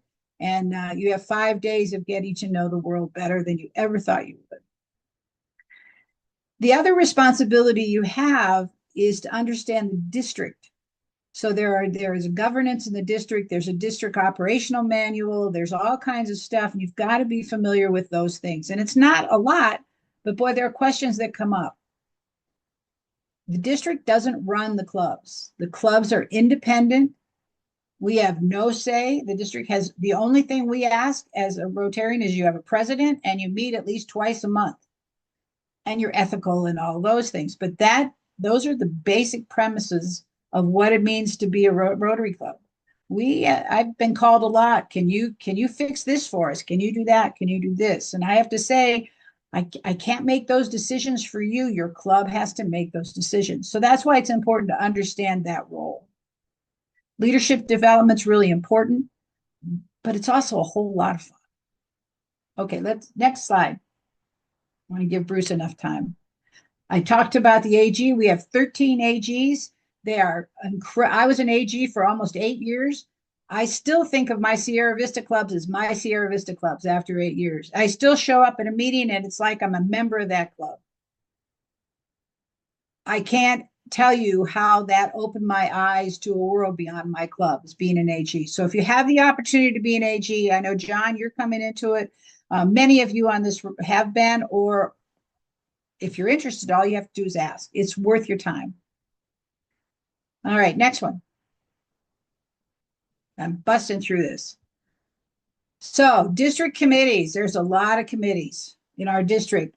They don't demand a lot of time. And I really need to emphasize that. We have 3 committees that we elect every year, a new member, as our bylaws say, our finance committee, our corporate board, and the district charitable fund committee. And those people are elected at our council legislation at the district conference. And there are positions that turn over every year. One person, they're staggered terms of 3 years. They meet 4 times a year. They are intricate to the whole district, but they really don't demand a lot of time. But you learn a lot about the district. The other committees, can you go to the next slide? Because I think I listed them on the next slide. Not that one. Oh, did I take it off? No, here we go. So here's some of the committees that are alive and well and always looking for members or people that might be interested in just joining. We have an incredible peace committee that I hope Lita's going to join after coming from the peace conference. The TRIFA, which is the Rotary Vocational Fund Committee. We're looking for members for that right now. I need at least 1 or 2. The district conference, always every year, there's a district conference committee. If you're interested in anything around in that area, there's always places for you that. We're in desperate need of a team to help with these trainings. We had 2 great women that put together the 1 and 2, and both of them had to resign for their own personal reasons, nothing to do with Rotary. So we're looking for people that might want to help in the future with our training. We have a membership committee that's really important. Bruce has been the membership chair. Wendy Guyton is taking it on next year. She's going to need a committee that's working with her. So if you're interested in something like that. We have a microcredit project goes on that's within the 2 districts that's really important. And what I didn't include here, and shame on me because is Ryla. which is an incredible opportunity for you to get involved there. They're always looking for counselors. They're looking for trainers. The Rotary Youth Exchange Program is looking for 2 members for their committee right now to help with the kids coming and going and helping with the interviews. And then Interact. There's a committee for Interact. I probably missed a couple committees, but there's a lot. So if you have any interest in any of those committees, please shoot me an email. We're looking for help, to say the least. They're listed on the district website too. Right. So please, I'd love to have you join any or all of these. They don't meet. Some meet every month, some meet every 2 months, some meet once a quarter, and it's all Zoom based. So it doesn't take a lot of time, but it's important for our district. The foundation is always looking for help too. If you're interested in anything that Christy and Barbara talked about, there's opportunities there. So again, if any of this interests you or you want to learn more about, please shoot me an email. All right, next slide. Well, you all know me. What I want you to think about as I close out is, what skills do I have and what can I do in the club or in the district to enhance those skills, to share those skills, to give people opportunities? It's really something that we're looking at as a district to enhance. We need new blood always. The turnover is what keeps us not stale. We have committees that have been around a long time with the same people, and all of a sudden those are starting to change, which I think is really good for our district. I know your next 3, myself, Bruce, and Emma, are the first district governors from our clubs in our history, in our clubs. So that's a pretty big deal. Don't think you have to be from Tucson. And Leo, you don't have to be from Tucson. You don't have to be, I live in Sonoyta. You can live anywhere in today's time. Thank God for Zoom. We did learn that. But my big point for you and your clubs is succession planning. Don't let what happens to plugs all the time is their energy. It just fizzles out because there is nobody taking over any leadership. We've lost 4 clubs or 5 clubs in the last 2 years. Small clubs, but their energy just dissipated after COVID. We've gained numbers, but we've lost clubs. We're always looking for new clubs. Our newest club, of course, is the Rainbow Club. If you haven't met folks from there, they're happy to come talk to your club. They're happy to share. They're looking for partners and everything. So they're our newest club, which I'm really proud of. They're pretty cool folks, excited about being part of Rotary. They are the 6th LGBT club in the world. So that's a big step for those people to take that one on, for the people in that club. So any questions people have of me? Anything that you'd like to know or anything? Oh, you're an easy group or you're just burned out, one or the other. A lot of information today. All right, Bruce, you're on. Oh, wait a minute. Martha, go ahead. Go ahead, Martha. So when you came to the club, you said that, hopefully I'm not making this wrong, that we were gonna be introduced to a new focus on our goals. You are right. When is that happening? Now. If you go on your district webpage, on your Rotary International webpage and set your goals, yeah, the first 6 goals are the new goals. Okay. All right. I've started doing that. I just didn't realize they were new. Okay. Yeah, those first 6, and those are the priority goals. Perfect. Thank you. Does everybody know? I've talked about that every place I went. So if you're not familiar with those, check with your president, because hopefully they're filling those goals all out right now for you, and your club should be aware of those. Anybody else? Okay, Bruce, what you got? Okay, thanks, Sue. Put a finer point on the goals. There are 6, those are the priority goals, but there still are the other 19. So you're free to submit for any or all of those. Rotary just wants you to focus on the top 6 as a minimum. But your club is much more than giving to the foundation and membership and a couple of others. There's some other ways that you can measure the success of your club or the progress of your club. So I would recommend you to look through all 20, I think it's 23 or 25, something like that. Okay, I just want to kind of get a little more focus on what Sue was talking about, leadership, and I'd like to talk a little bit about some specific openings we have. She talked about a few of them. There's a couple that are really standing out for me. I don't know if you knew this or not, and I put together the spread. I have a spreadsheet, an organizational chart spreadsheet. In the district, I don't know if you knew this, we have over 100 positions that are part of running the district. Now, they're all people like you. A lot of them are double, there's Sue and I and the DG line are on quite a few of those, but there is a lot of moving parts within the district to help clubs and be a resource for clubs. And I'd like to go through a couple of those. One is we have a need for one, possibly two assistant governors in the Tucson area. We thought we had them filled, but some life changes happened. And now basically the clubs within the kind of the center metro part of Tucson are missing an assistant governor, possibly two. I've got a request out for one. I'm waiting on an answer, but we really need a chance for a district governor, another district governor in the Tucson area. We have a job description. If you have any interest in that, I could tell you what it entails. You probably, if you've been a president, you know what a district governor has done. Assistant governor, Bruce, assistant governor. I'm sorry, assistant governor has done. Both Rotary and the district recognize the importance of a district governor. It's an unused resource, and clubs can benefit quite a bit by having an effective assistant governor. The second is, and Sue talked about this, the importance, we're needing a treasurer for the district charitable fund committee. Chad Denson, who took that job for many years, is now wanting to step back. And so we are looking for a treasurer for the charitable fund, which is really the district's foundation that clubs can use if they don't have their own foundation.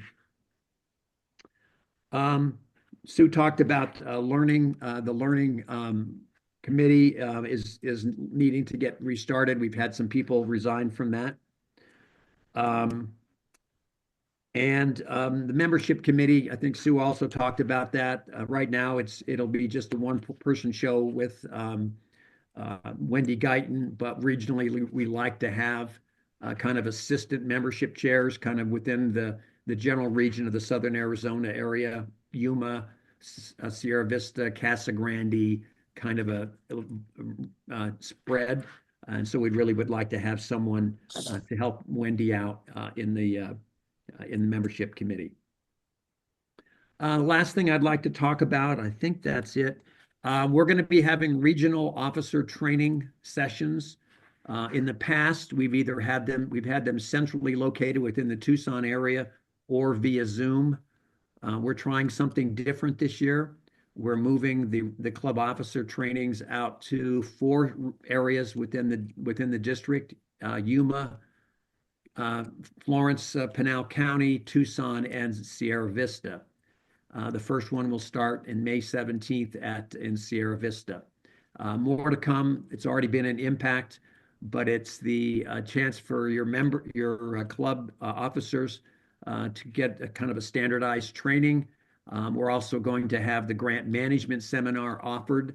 So anybody who attends that will be certified or qualified as a grant, that have taken the grant management course. We're going to be talking about some pretty important basic kind of meat and potatoes things for your clubs to help them to be effective.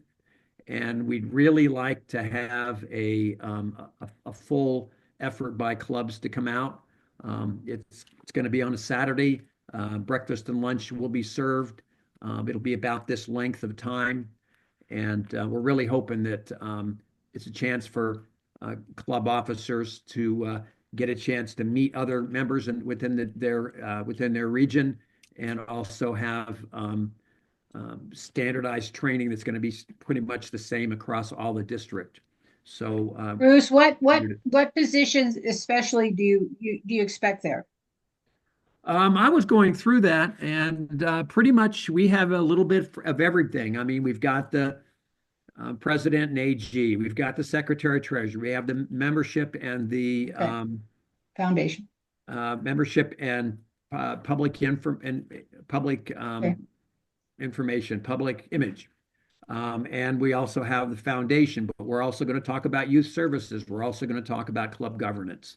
So pretty much any officer or anybody who you think could be a future officer of your club is welcome to attend. There's no cost. And we're hoping you take advantage of it. Thanks, Sue. Thanks, Bruce. You're welcome. All right.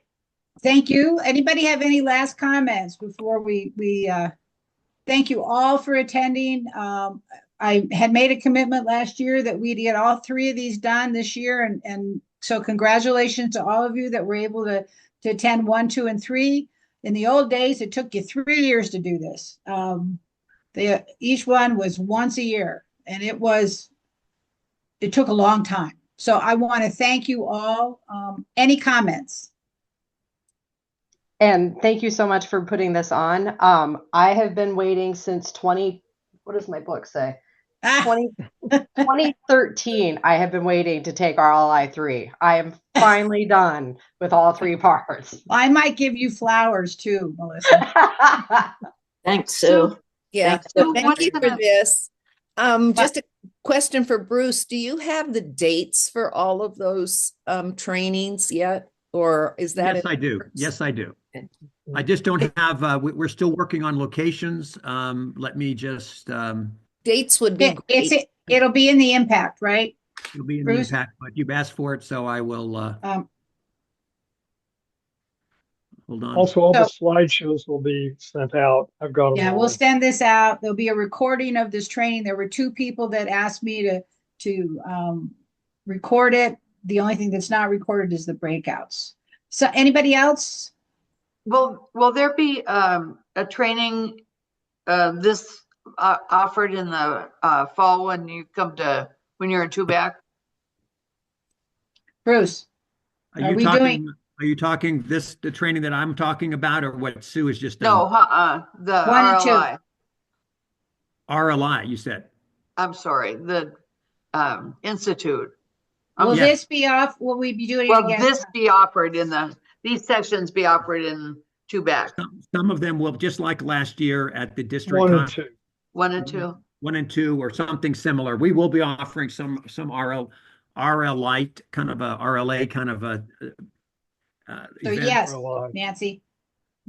So encourage your clubs we had 40 people that attended RLI 1 and 2 last year. Also, I think we already said this, but if you're interested in the RLA, which is a year-long process training that's run between the 2 districts, talk to your president, your AG, or one of us. We can nominate you for that. We have 8 slots